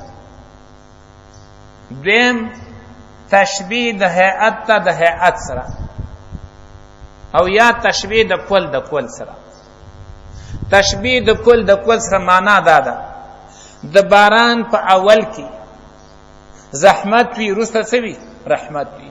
اسلام په ابتدا کې تکلیفونه دي، آخر کې بیا څه دي؟ خوشحالۍ دي. منافقان د اسلام اولنو سختو ته ټینګ نشو، نو د وروستنو خوشحالیو نه څه شو؟ محروم شو. دې ته وایي تشبیه د مرکب سره. تشبیه د هیئت سره معنا دا ده ته دلته ناست دی او شدید باران دی، هلته یو کس راګیر کړی دی، ته باران کې نه یې، باران کې هغه دی، ته ورته د دې ځای نه ګورې، ته په دې خپل ذهن کې دې سړي متعلق څه فکر ساتې؟ ته په دې خپل ذهن کې، په دې خپل زړه کې د هغه متعلق دا ستا سوچ دی چې دا سړی چې کوم حالت کې گیر دی دا دومره د خطرې حالت دی چې کېدی شي دا سړی څه شي پکې هلاک شي. ته چې د هغه نه څومره یره محسوسې، دقه رنګې منافقان د اسلام د ترقۍ او د خپلې بېکسۍ نه دقسې خطره محسوسوي. لکه تا چې دغه باران ګیر شوي په باره کې کومه خطره محسوسه کړه. دې ته وایي تشبیه د هیئت سره. دا دوه لنډې دي، هغه بله پکې اوږده ده. د دې تتمیم کوي د دې مثال یکاد البرقو، نږدې د برېښنا، یختف ابصارهم، وتښتئ نظرونه او سترګې د دوی، کلما زالهم، هر کله چې رڼا وکړي دغه برېښنا، لهم دوی ته، مشو فیه، روان شي په هغې کې، و اذا اظلم علیهم، کله چې تیاره راشي په دوی باندې قاموا، ودرېږي. اشاره ده دې ته منافقان چې کله اسلام کې ورته ګټې معلومې شي بیا مسلمان دی، خو چې ګټه به سخته پکې راغله به پکې په ځای ودرېږي. ولو شاء الله لذهب بسمعهم، که چېرته خوښه شوې د الله نو خامخا بوتلي به غوږونه د دی او سترګې د دی. ان الله علی کل شیء قدیر، یقینا الله په هر شي باندې قدرت لري. دغه د قدرت دا هم ده چې د دی دا نظرونه څه کوي؟ وتښتوي.